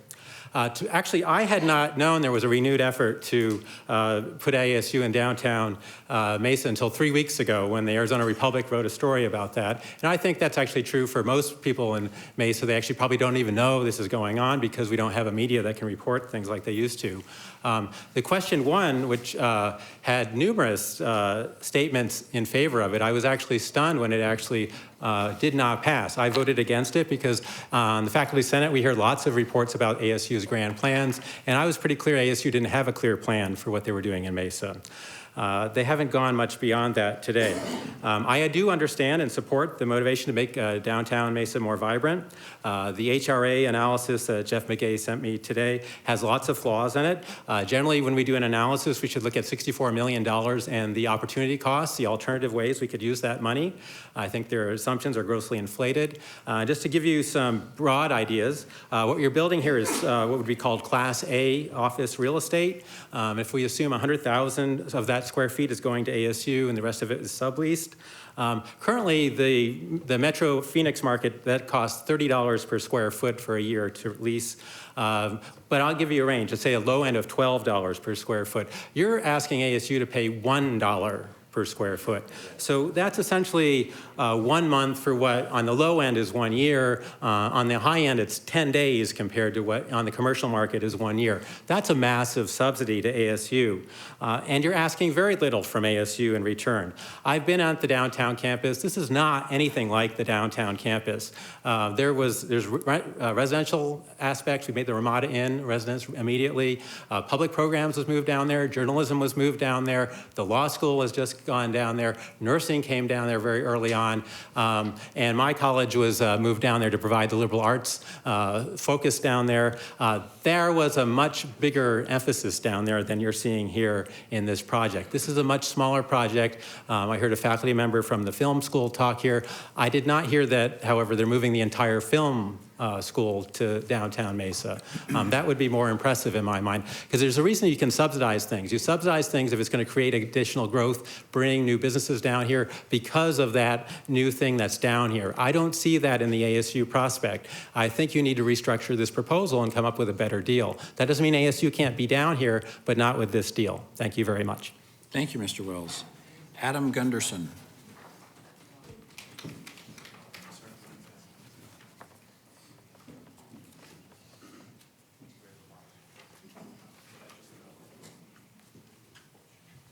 Mr. Mayor and Council, thanks for listening to all of us talk about this all night.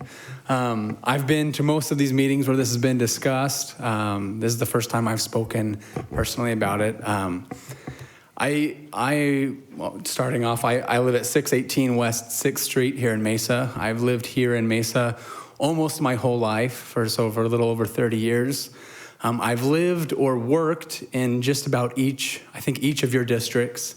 I now live here within walking distance to downtown, and I'm really excited about the things that are happening downtown right now.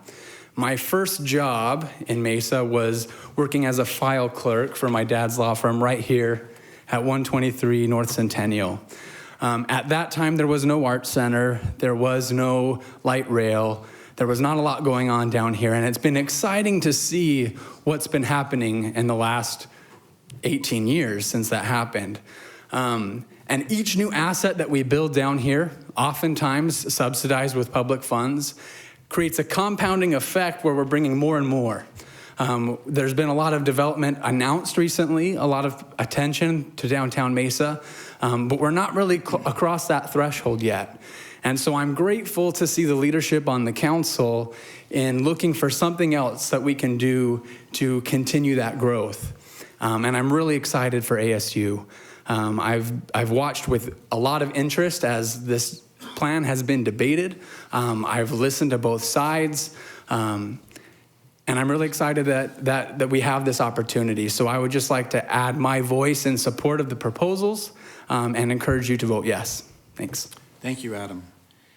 Robert Harding indicates that he does not wish to speak, but he supports the item. David Short.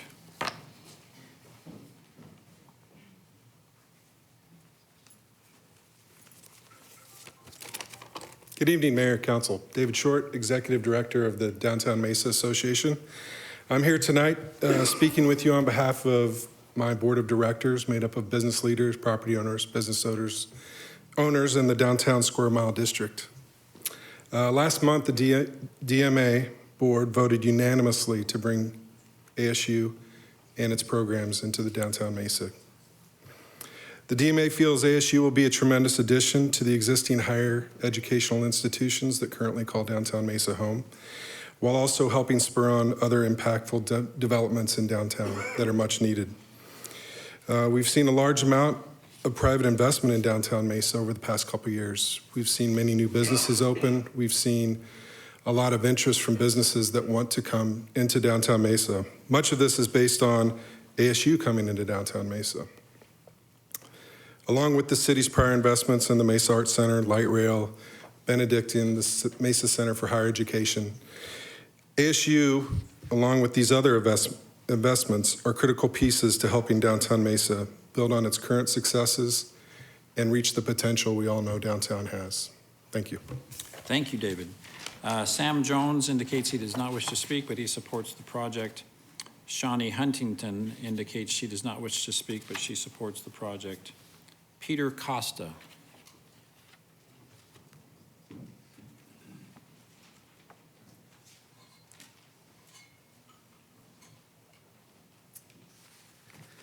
Good evening, Mayor and Council.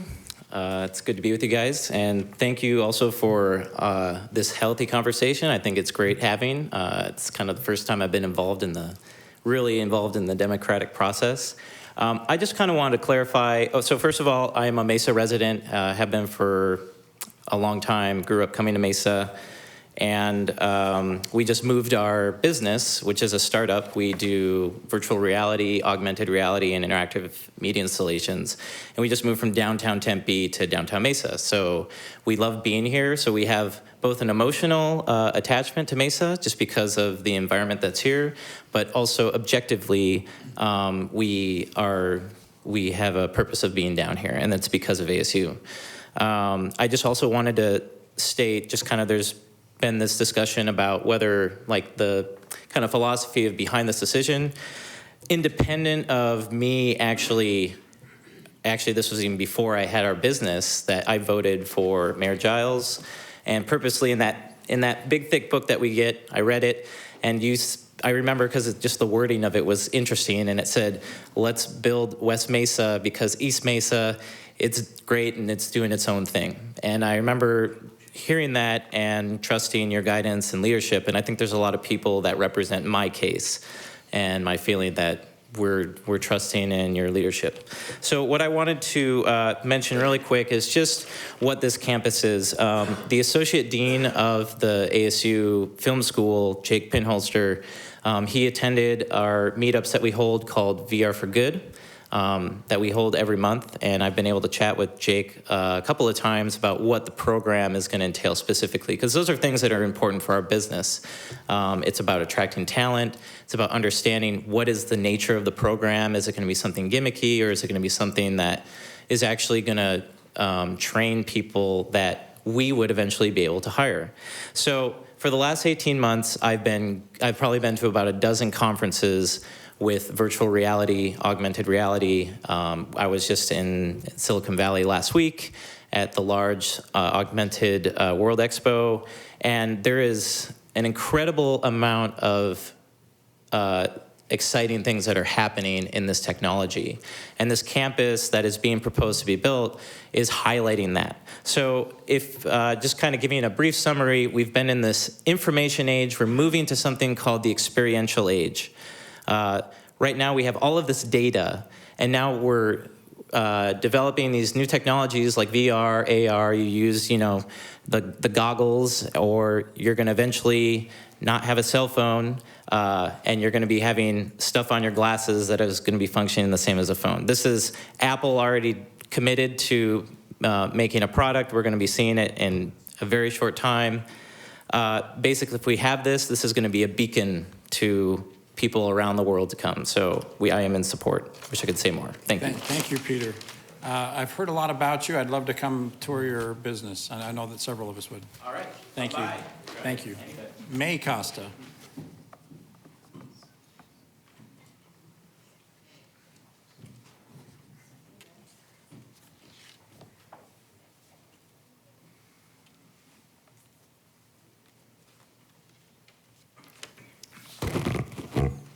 Mayor and council members. I'm a Costa Mesa resident for maybe 7 years. I'm over here from Argentina. Peter's Costa wife. And I've been serving in the Mesa Judicial Advisory Board for close to a year, maybe. And yes, we do own a business. We just moved from Tempe to Mesa. When we started the business, we wanted to have it in Mesa, but it wasn't very economically friendly for our budget. And we did get a better initiative to move to Tempe. But hearing this all exciting news has make a small business here and to be early with all this new development. I was doing some research because I didn't want to come here and talk about feelings. We really need to talk about what are the facts and what what are the bad and the pros and cons of having this new development here. I found a study done by the Institutional Research Analyst, University of Delaware. And this was done in 2003. It's called The Economic Impact of a University on its Community and State, examining trends for 4 years later after the university got there. It talks about the economic impact in the local business. In a summary, most of the local businesses are very dependent in a university. Most of the business owners stated that if it wasn't because of the university, they wouldn't have any business. We have 3 girls. Every time we want to come downtown is after we get home from work, and after 5 p.m. We come to downtown Mesa, and most of the businesses are closed, so we can't do anything. So we have to go outside of downtown Mesa to find an open business to bring our little family in there. Having the university here, it's a no-brainer that it will bring more consumer-based for small business, for bigger business, and it's going to make the downtown more attractive to other bigger business that we wish we had.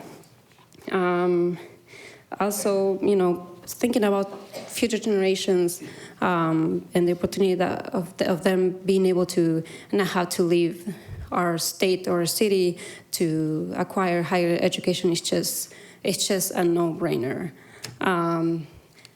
And last, this study talks about the economic impact, and it says the estimated overall economic impact of the University of Delaware is approximately $735 million. That is more than 4 times the value of the state's annual investment in the University of Delaware.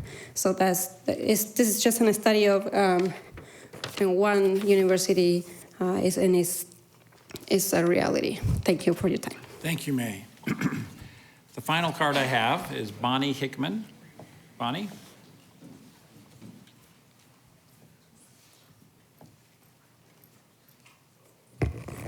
Hi, good evening, Council. My name is Bonnie Hickman, and I am a native Arizonan. I've been a resident of District 6 for the last 23 years, and 85209 is my zip code. I absolutely love the changes that I've seen down here in Mesa. Just the changes like the light rail, how nice it is to come down and see the things going on down here. I think it's terrific to have the idea of having ASU in our downtown area, because it will bring people down here, and it brings education here. And I love education. The main reason is I'm a 6th grade teacher. I have been for 29 years. I teach in Gilbert. And actually, after the interesting experiences a couple months ago in downtown with the Red for Ed, I am actually now on the Republican primary ballot for LD 16.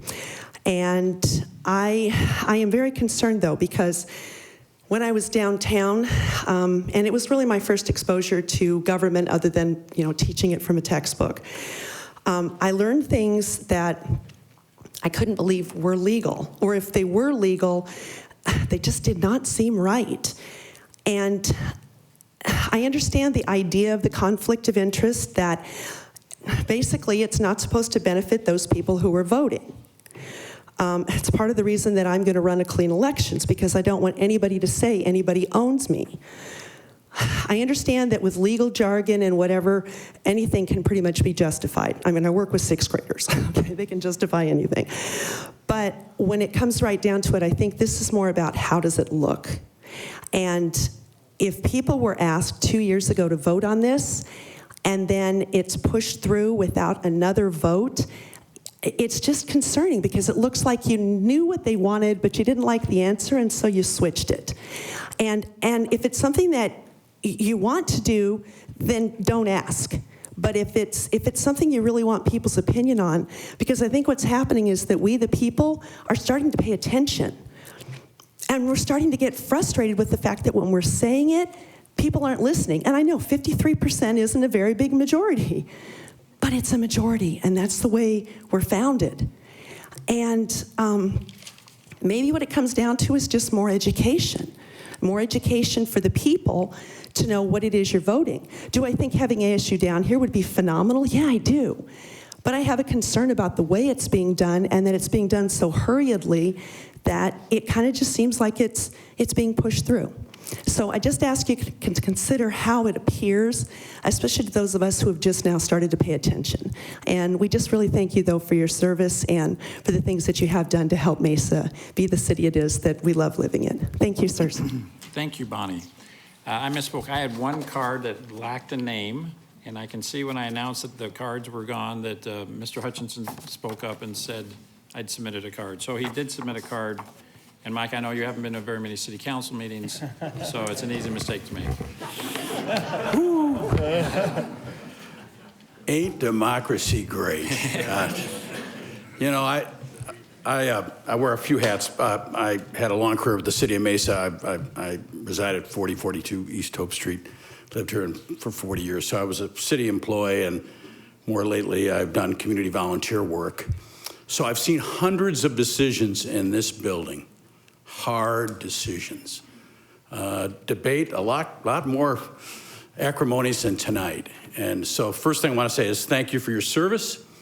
I've worked for lots of councils. They all didn't agree, but they all agreed that we wanted to make Mesa a better place. And the thing that I was proud of is that our council wasn't afraid to invest in the future. So education falls into that area. When I worked for the city of Mesa, and it's still going on today, the thing we talked about all the time was our great public school systems, our community college district, and then when ASU decided to build a campus at the closed Air Force Base, we were thrilled that we could have that investment in our community. So that's been a long-standing commitment. It's one that I work in other cities in East Valley, and all the cities in the East Valley are talking about education, improving their education system, attracting higher ed to their downtown. So you're doing what most people are doing. It's a wise investment. Downtown's really hard work. It's painful, and it's painful everywhere that you go. I don't think we're unique, because it's just hard work. It's hard work for the people who have businesses down here. It's hard work for the city staff that tries to develop positions that a council can accept and move forward with. So I support both these items tonight. Keep investing in your downtown. It will pay dividends. It's a wise investment. The other thing, I think you've done a pretty good job investing throughout this community. This is a great community to live. People are coming here at higher numbers than ever. And that's because you and the council have made decisions throughout the community. But there needs to be special attention paid to the downtown. And the councils have done that for years, and I hope you'll continue to do it. Don't let this opportunity pass. Thank you. Thank you, Mike. That concludes the blue cards that have been submitted. I meant to, is Mr. Penholster still available? Mr. Penholster, please come forward. I think it'd be good for us just to get a recap of what it is exactly we're talking about. What is the proposal for what is ASU going to do? What is this we've talked about a building, but what is it that the purpose of this building would be? Sure. Mayor, Council, thank you for having me tonight. As you mentioned, I'm Jake Penholster. I'm the Associate Dean. I'm the Associate Dean referenced by Peter Costa in the Herbert Grant Institute for Design and the Arts at ASU. And I've been one of the sort of academic programming leads on this program. Is it possible for me to get the presentation that we had preloaded brought up on the screen? While we're waiting for that, I have a few points I wanted to make that I think haven't been said enough. I'm not qualified to speak to whether or not this is a wise decision for the city of Mesa on an economic basis or from a voting perspective, but I will say one thing that we haven't talked about is that when the vote, question 1 on the 2016 ballot was denied, aside from all the other changes that happened to remove it from public safety and all the other pieces, the other thing we did is completely go back and rebuild the program for this building. So when the program that was on the ballot in 2016 was largely focused on performing arts and film as it was looked at as an art form or entertainment form. And we went back and in consultation with members of the community, some of whom have spoken here tonight, people in the professions across technology, gaming, entertainment, and beyond, and also across ASU, and designed a totally new program. Jeff, can I take that as a signal that we will not be able to get that presentation up? Okay, thank you. We went out and designed a completely new program. We reduced the scope hugely, and we've got a program that we've built that's specifically focused on being a centerpiece for the Digital Innovation District.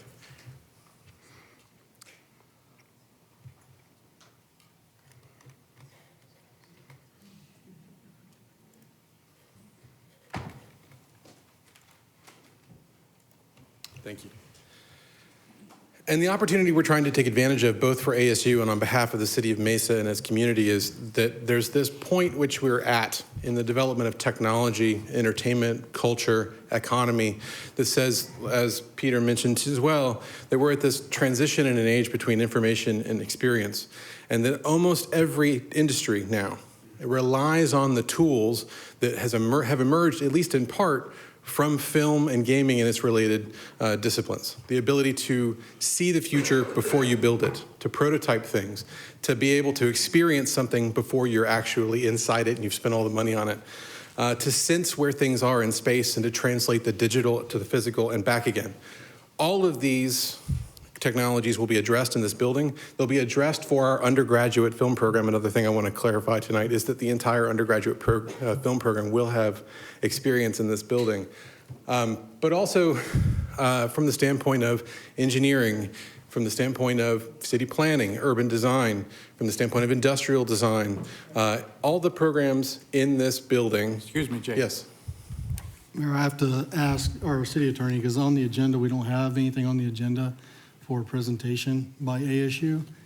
We don't have anything agendized, and there was not a blue card pulled on this. Okay. Right. So I just want to make sure that this is legal. Mayor and council, yeah, that you can give presentations, and in fact, many times you'll give presentations either by staff or by others, both at study session and in council meetings. And as council knows, the mayor runs as far as the rules of procedure, the mayor governs the rules and procedures. So I thought it would be good just to, sure. Please be brief, Jake, but I'm almost I just done. wanted people to know what it is we're talking about. So give us a brief description of that. Yeah, absolutely. The last thing I'll just sum up with is that this is what we're really shooting for, a place where students, researchers, companies, and communities can design new futures, tell new stories, and solve big problems. It's not just a film school. It's not a place where kids who play video games can come and hang out. This is a place where technology innovation is at the core of everything that we do. And we really want this to be a vital resource for the city, and we want to serve it more than just as a place where our students come to undertake academic programs. Thank you. Okay, thank you very much, Jake. It's now time for council comment, but there are a couple of questions that have been raised that, if you don't mind, I'm going to ask for some clarification from staff on. Mr. Smith, and these are questions that have been discussed earlier in our various study sessions on this topic. Mr. Smith, the question was asked multiple times tonight, why do we not put this back on the ballot? And that's an issue that you have given us legal advice on previously. Is an advisory question, if the caveat, is this new proposal, that the last time this was on the ballot, it was a sales tax question.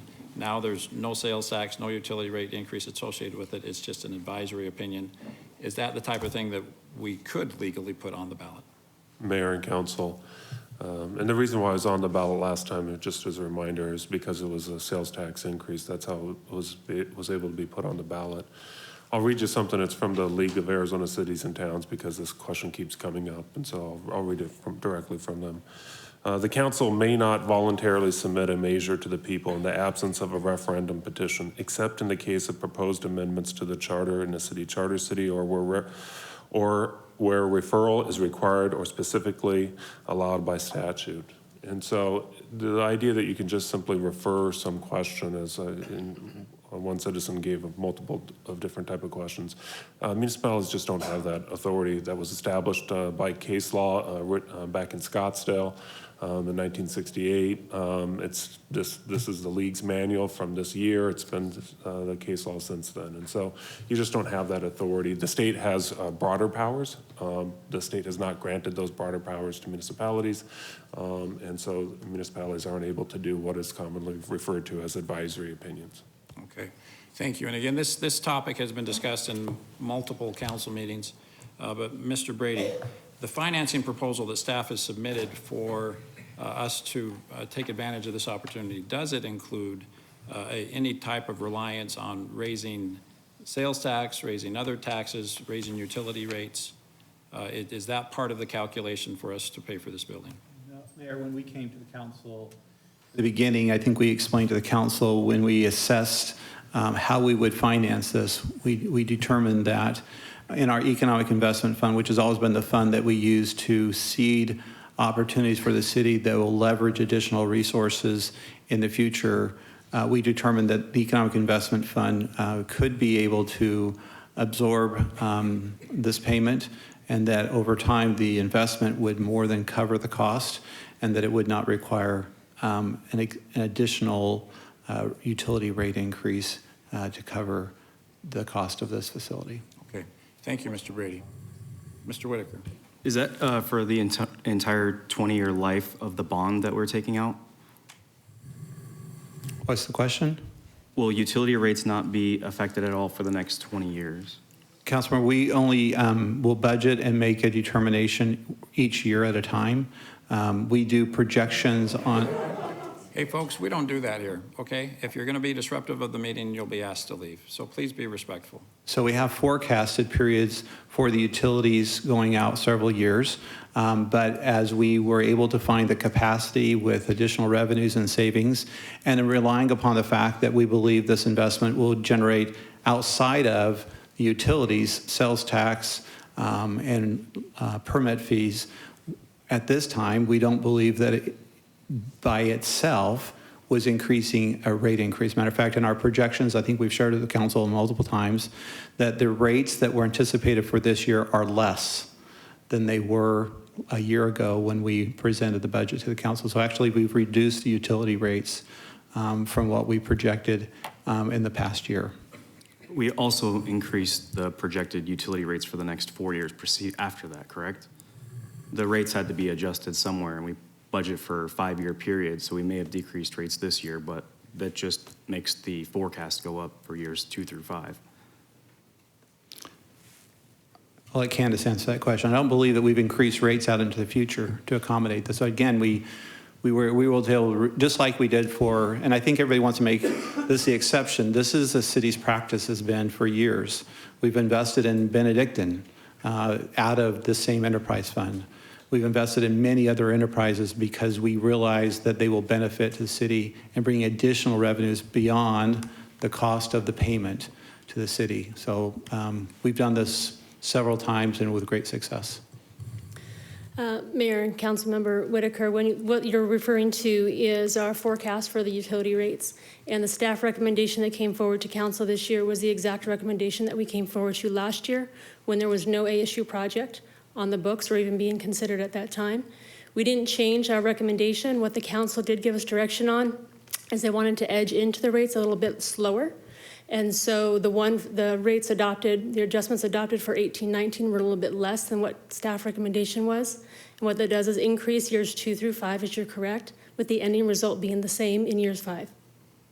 And so I think it's pertinent to talk about our savings account, right? So we've projected for the next 5 years in our budget, and on that we draw down our reserves to the minimum allowed amount at 8.1%. Is that correct?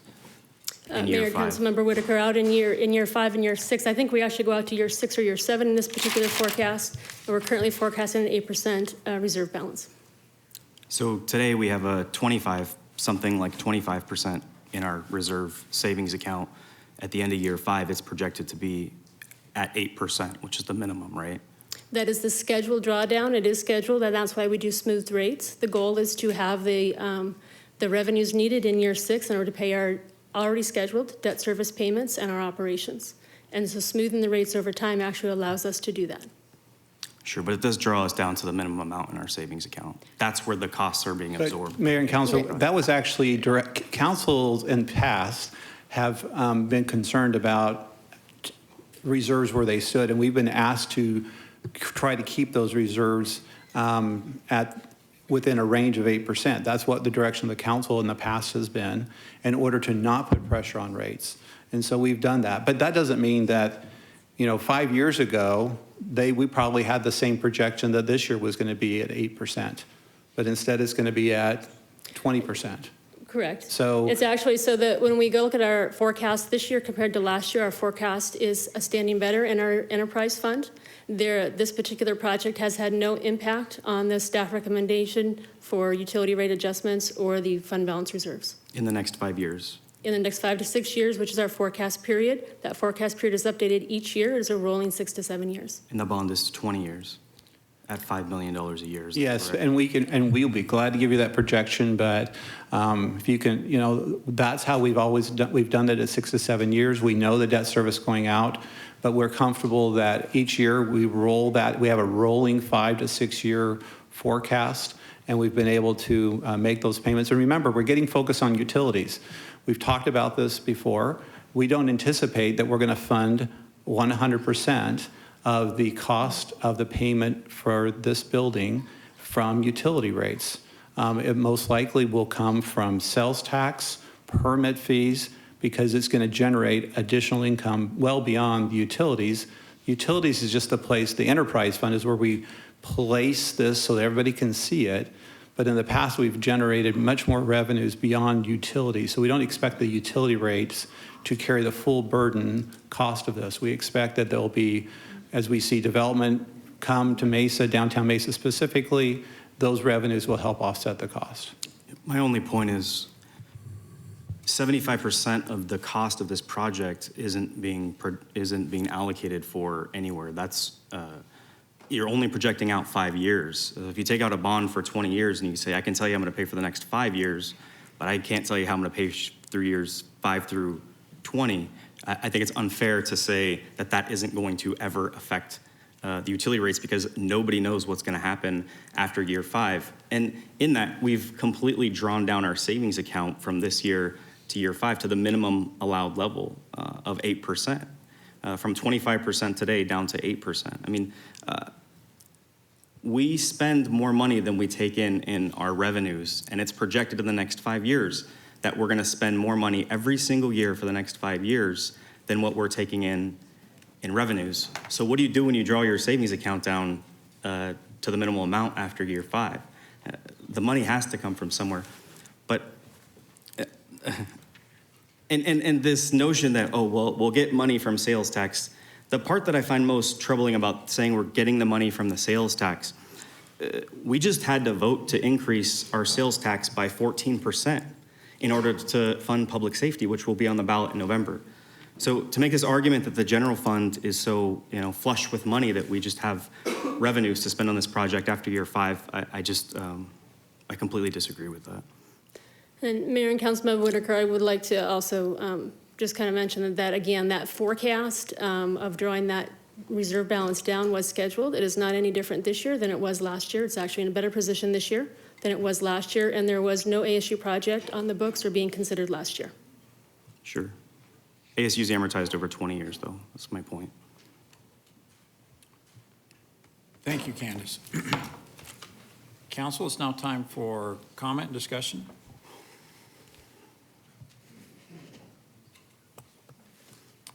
Mr. Luna?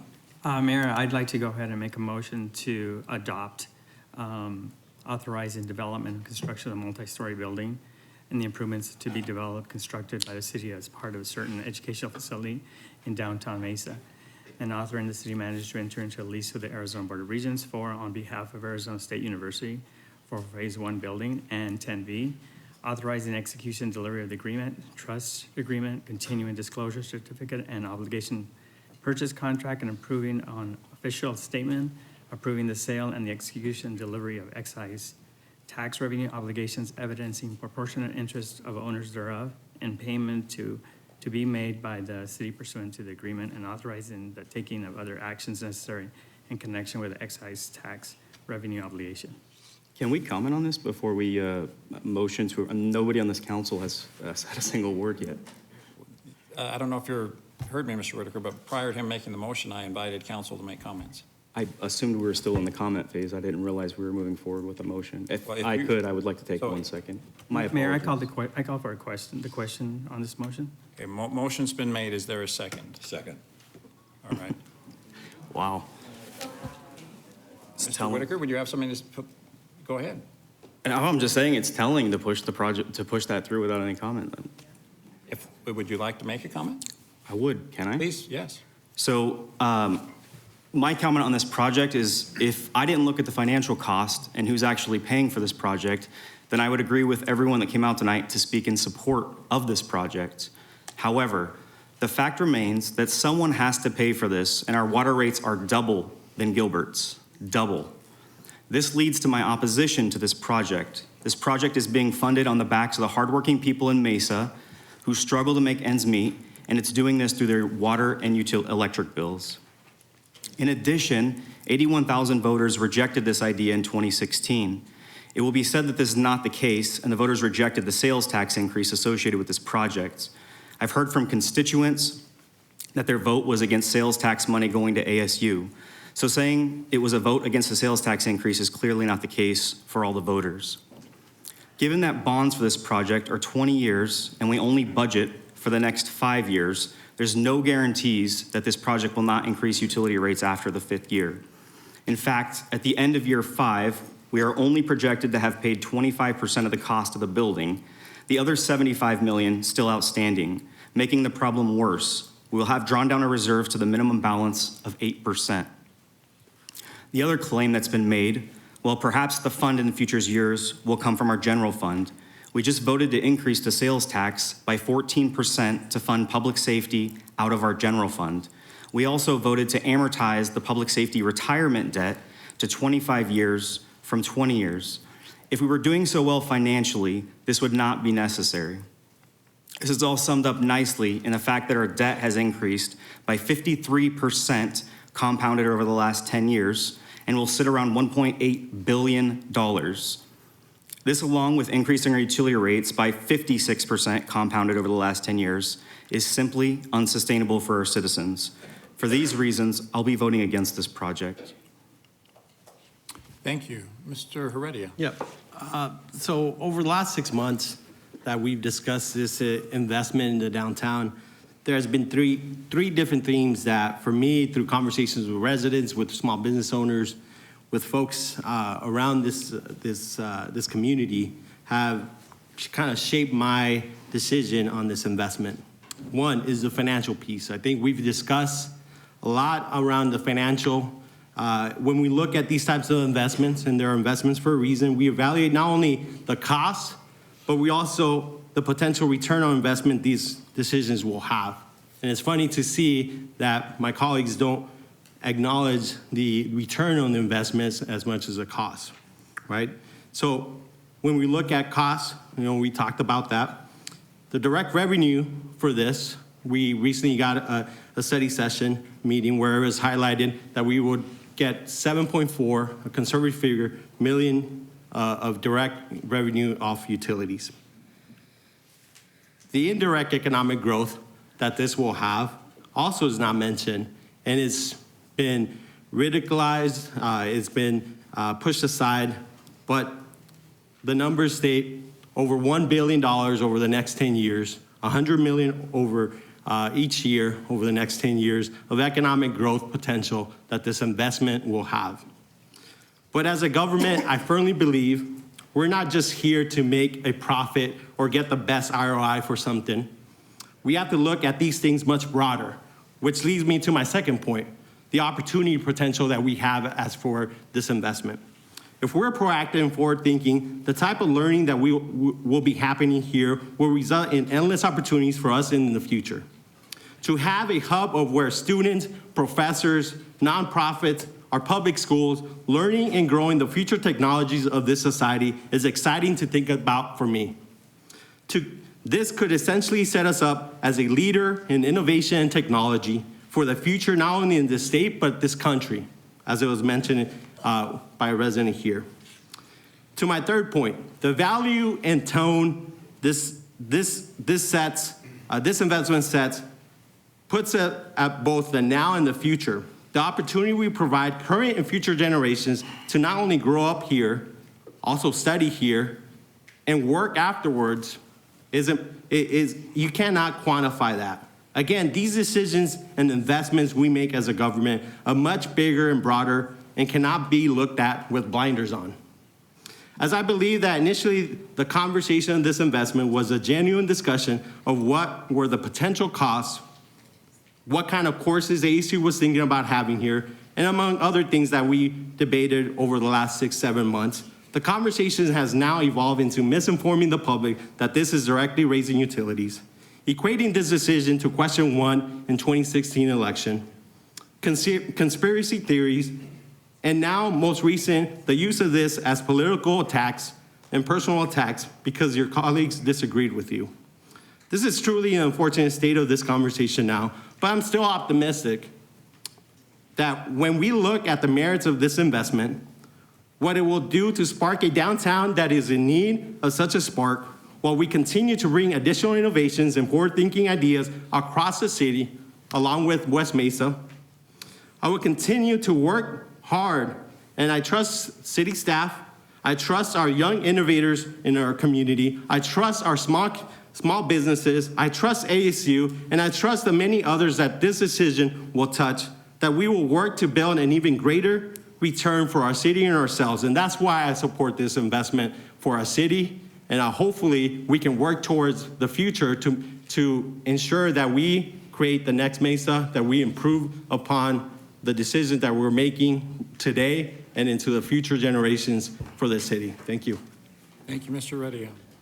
Other comments? Thank you, Mayor. I don't think I've seen Councilmember Heredia that fired up before. It's great. Thank you. Passion. You know, I think the only thing that I don't agree with in your well, two things I didn't agree with in your statement, return on investment is a risk. It's the same as me saying I'm going to buy a house. I don't know how I'm going to pay for it. I'm going to buy a house and I hope I'm going to hit the lottery and I'll be able to pay for it. It doesn't make sense from my perspective. The other thing that I disagree with is the citizen statements. You know, right after question one, and I always compare it back to question one because right after question one failed, I immediately went out into my district. I met with constituents. I still do. I ask them time and time again, why did how did you vote?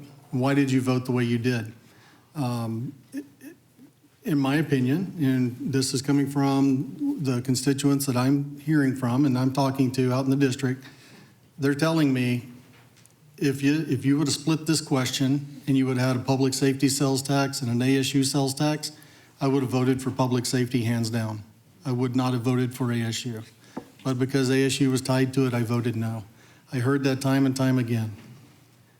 For me to disregard my constituents, for me to turn a blind eye and say, this isn't, they didn't vote for no on a sales tax, is just, to me, it's ridiculous. I will continue to be the voice of the people that elected me to represent them. I wholeheartily support ASU. I have no grudge against ASU. I think they're a great university. I think they can be transformative for our downtown. However, my constituents are telling me no. And so I will do what the people that elected me to do, and I will vote no on this. And perhaps that's one of the only reasons that I'm running unopposed.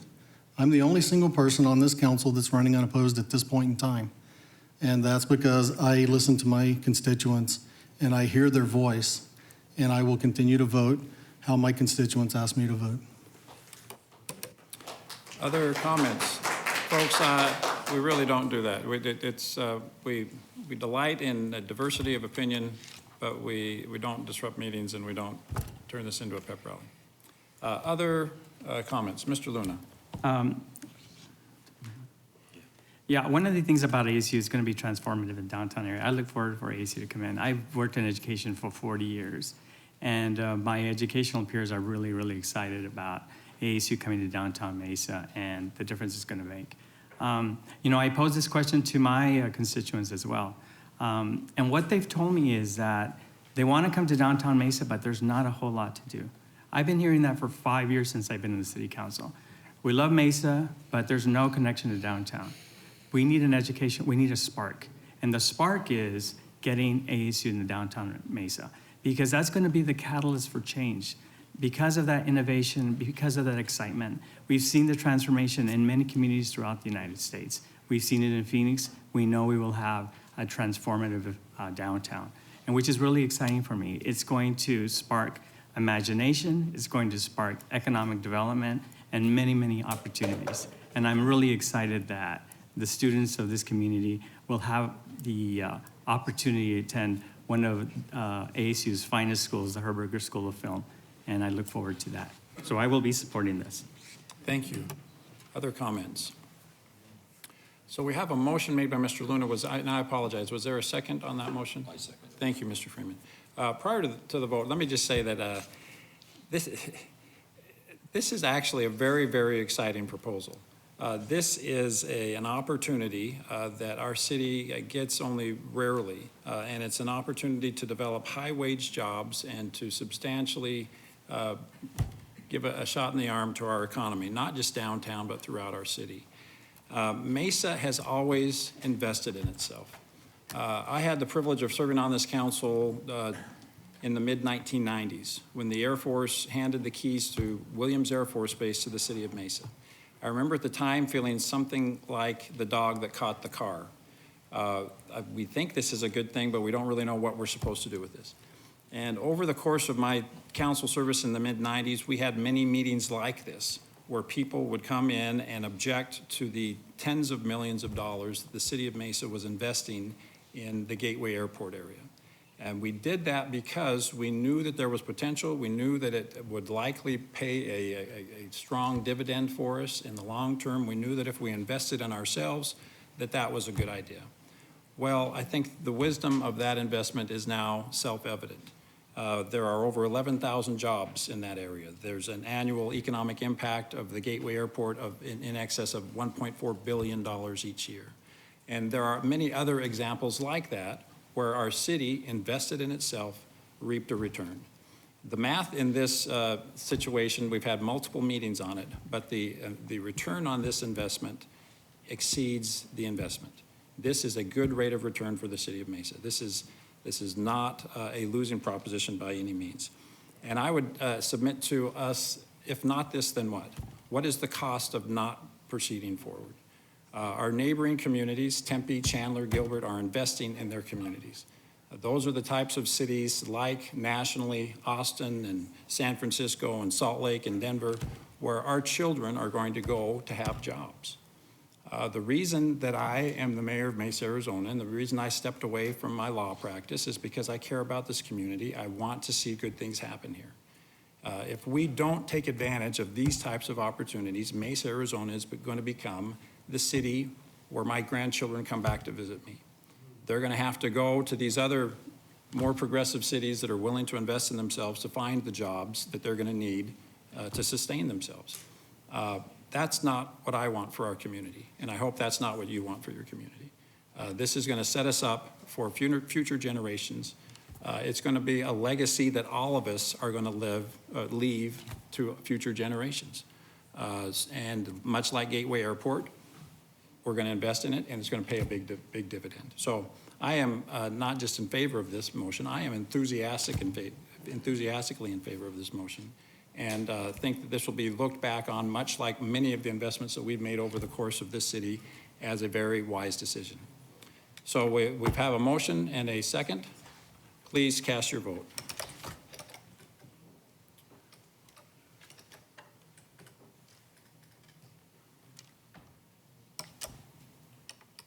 Thank you. Motion passes 5-2 with Mr. Thompson and Mr. Whitaker voting nay. We do have other items on our agenda today. Thank you. If you aren't interested in paying attention to the rest of the meeting, we'll understand, but please do your best to not be disruptive as you leave the meeting. Thank you very much. The next item on our agenda for this meeting is items from citizens present. And so I will now, yes, I'm sorry. I know it's impossible to be completely silent as you leave. So maybe we'll give you, if you want to vacate, we'll give you 30 seconds or so to do so. Thank you.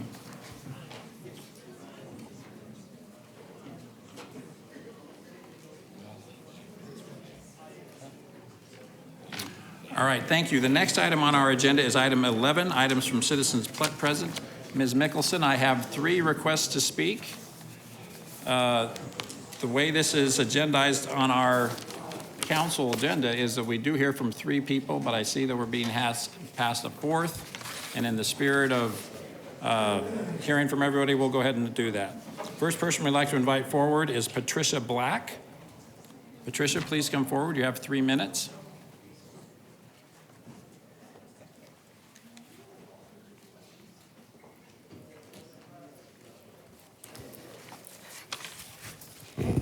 Good evening. My name is Patricia Black. I reside at 136 North Pomeroy, District 4, I believe. I'm a first-time homeowner. We're a new family. We moved in about 3 years ago. My husband and I have a 2-year-old, and as of 3 weeks ago, a new son. We had been looking at some different communities when we were looking to buy our first home, and we chose Mesa. Much against a lot of recommendations from some folks who kind of have a bit of an idea of the stigma of Mesa, higher crime. We were just advised mostly about that, not only from some friends, but also from our realtor. So we were determined, I was especially determined to prove them wrong. So we moved into the home.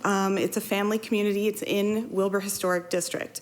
A couple of days ago, I was advised that there is a halfway home that's actually being planned with 5 to 6, which is uncertain, 5 to 6 recent parolees slated to move in. It's a huge concern, I'm sure you can understand. Having, 2 very young children, it's a concern about a first-time investment in a home. Our property values are uncertain, as are, any funds for improvements that we've already put into the home. So my main concern tonight, I had been advised the city is aware that this project's been happening. Being that we are a historic district, we are small lot homes. My house was built in 1923. A lot of the residents on our street have been there, since probably the 50s, or know the families who have. I'm mainly concerned because I don't know, are we zoned for group residents like this? We are single-family homes. We're small.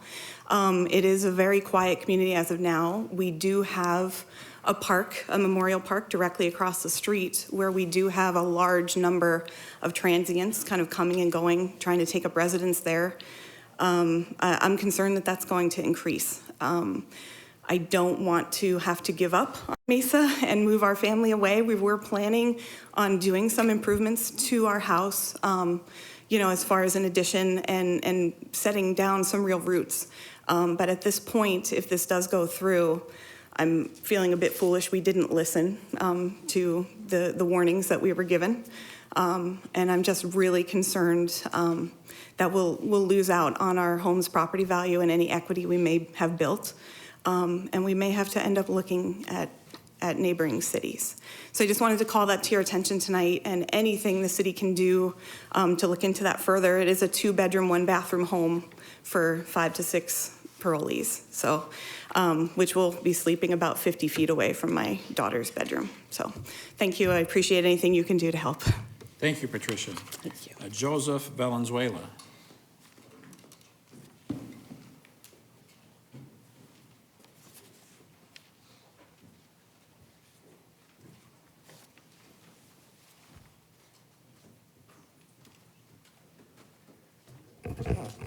Mayor and council members, good evening. My name is Joseph Valenzuela. I live at 140 North Pomeroy Street. It's a little street right behind Station 1. I take care of my mother, who is 93, and my 2 grandkids who are 8 and 6.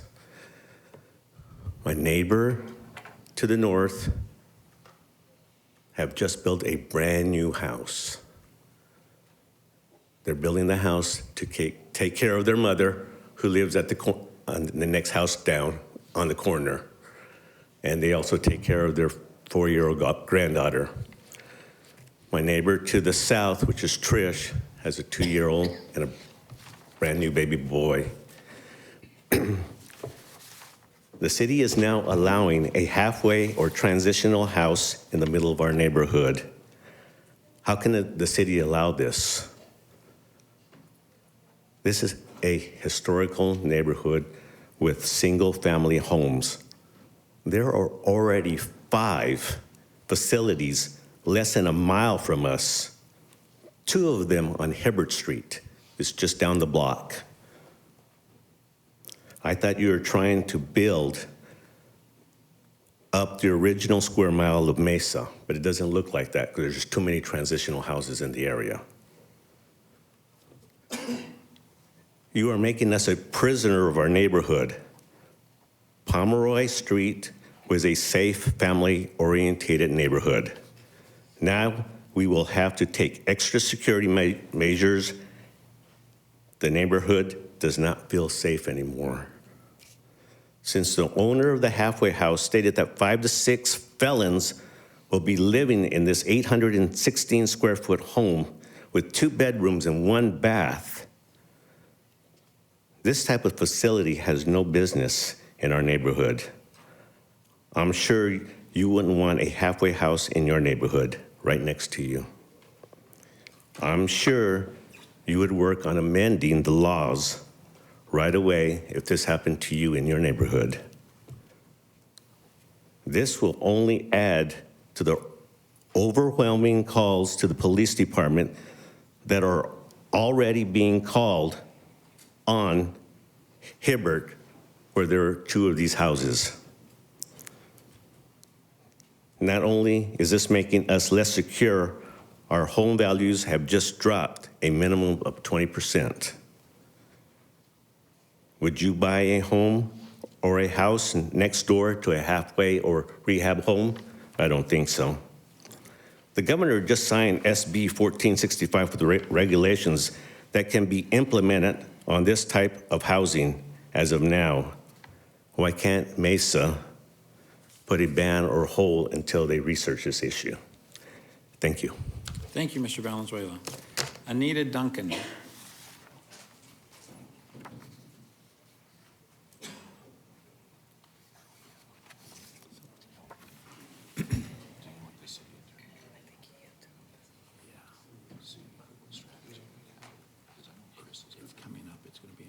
Good evening, gentlemen.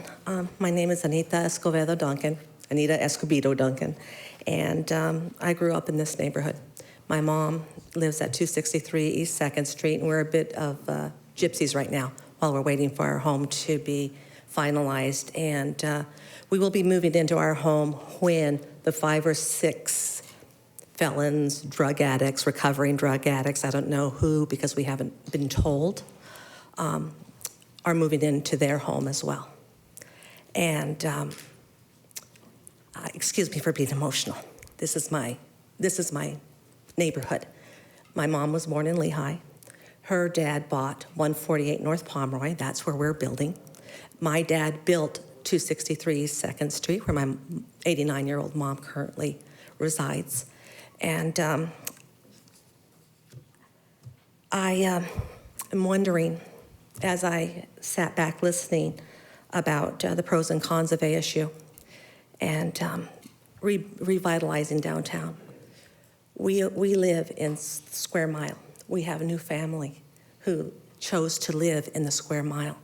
You want to revitalize the Square Mile downtown, but I think we're missing something, not just business, not just ASU, not just growth in that way. We're missing the basic roots of the people who live there and bringing in new families who want to set down roots and build there. Our historic neighborhoods should be the gems of the crown that is downtown that you want it to be. And you need to help us out. We need rules, regulations for these places. Just as we have gone and talked to our neighbors, we've seen, we've heard, come and sit on our front porches. Come and see the transient, the homeless that ride through our neighborhoods. We have bus stops at the corner of 2nd Street and Pomeroy, Mesa Drive and 2nd Street. We know of 2 incidences where our children have been frightened there because of people who've scared them. And my mom's house is a safe house for them. And they've gone running back to their homes. This should not be allowed. I'm frightened for them. I'm frightened for ourselves. I'm frightened for Joe's mom, my mom, who's chosen to stay there.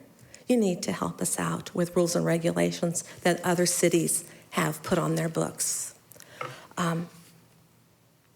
I've noticed on your website that the City Council has strategic priorities, and the first one being community safety. And as I've looked at that, it states in part, building communities that are safe, healthy, and welcoming. We welcome people who want to contribute to our neighborhoods. But letting these houses into our neighborhoods, is that making us safe? No. Is that a healthy environment? No. To raise children families who want to put down roots. And I'm be very quick here. The second priority was transforming neighborhoods, and states in part that people want to have. Anita, you're a little over your time, so if you could wrap it up. Okay. Thank you. Well, anyway, I want to invite you to walk with us through our neighborhood, to see what's happening, to talk to the residents, to see what they see, sit on our front porches. Thank you very much. Janice Genevois.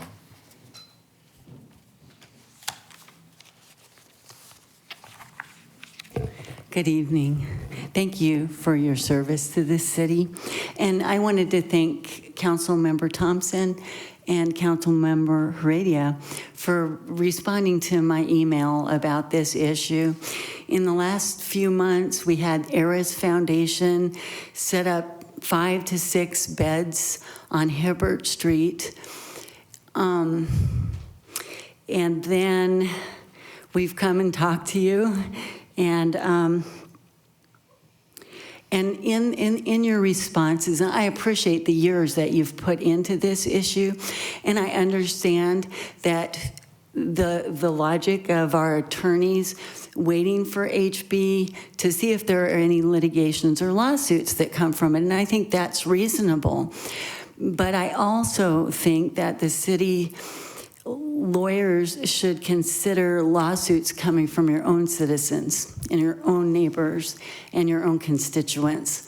If one of us gets robbed, shot, raped, murdered, I have 6 felons in front of me and 6 opioid addicts behind me now. And I just want to remind you that the neighbors, the people who live in these historic districts, we volunteer at your libraries, at your museums. We work for the city. We contribute to your boards. And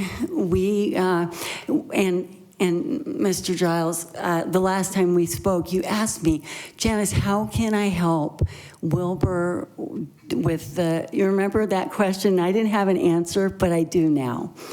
And the way that you can help, please require a permit. There's no permit required. It's a 1-page form, and it costs $1,000 to set up a halfway house bed in Mesa. There's no public notification. There's no vote. Can you please, we want to work with you, and we want to be protected, and we want to know that you have our back. Can you at least make permits required and help us changing the zoning so that we can be safe in this community that we have worked so hard? I've been down there 25 years, you guys, and we just need your help. Thank you. Thank you, Janice. Thank you for organizing your neighborhood. Unfortunately, this is not agendized in such a way that we can, from the dais respond. But Mr. Brady, can you? And we appreciate the neighbors coming down. You know that this is a great concern, and so we are both working on a briefing to the council about what the state law that's been passed, what that entails. But if there's, what we can do as a city between now and the effective date of that, and so we're wanting to bring that to council pretty quickly, and we'll certainly reach out to the neighbors so they're aware of that. But we're very much aware of this, and we're trying to work on, at least between now and the time the state law kicks in, what can make Mesa do. And so we'll be bringing some proposals to the council. Thank you. Janice, you should have an email from me that went out today that kind of summarizes where I think we're at on this. Is there any way to get it on the agenda? You know, I'm sorry we can't, without breaking the law. Please get with staff, and I think Mr. Brady just said that that was our intention, that this is headed towards a council agenda item. Yeah, yeah. I just heard an expression of putting it on the agenda, so I don't think you're going to have a problem with that. Okay, thank you very much. That concludes the items on our agenda for this meeting. Is there a motion to adjourn this meeting? Thank you, and a second. All in favor, please say aye. Aye. Okay, council can't go anywhere because we still have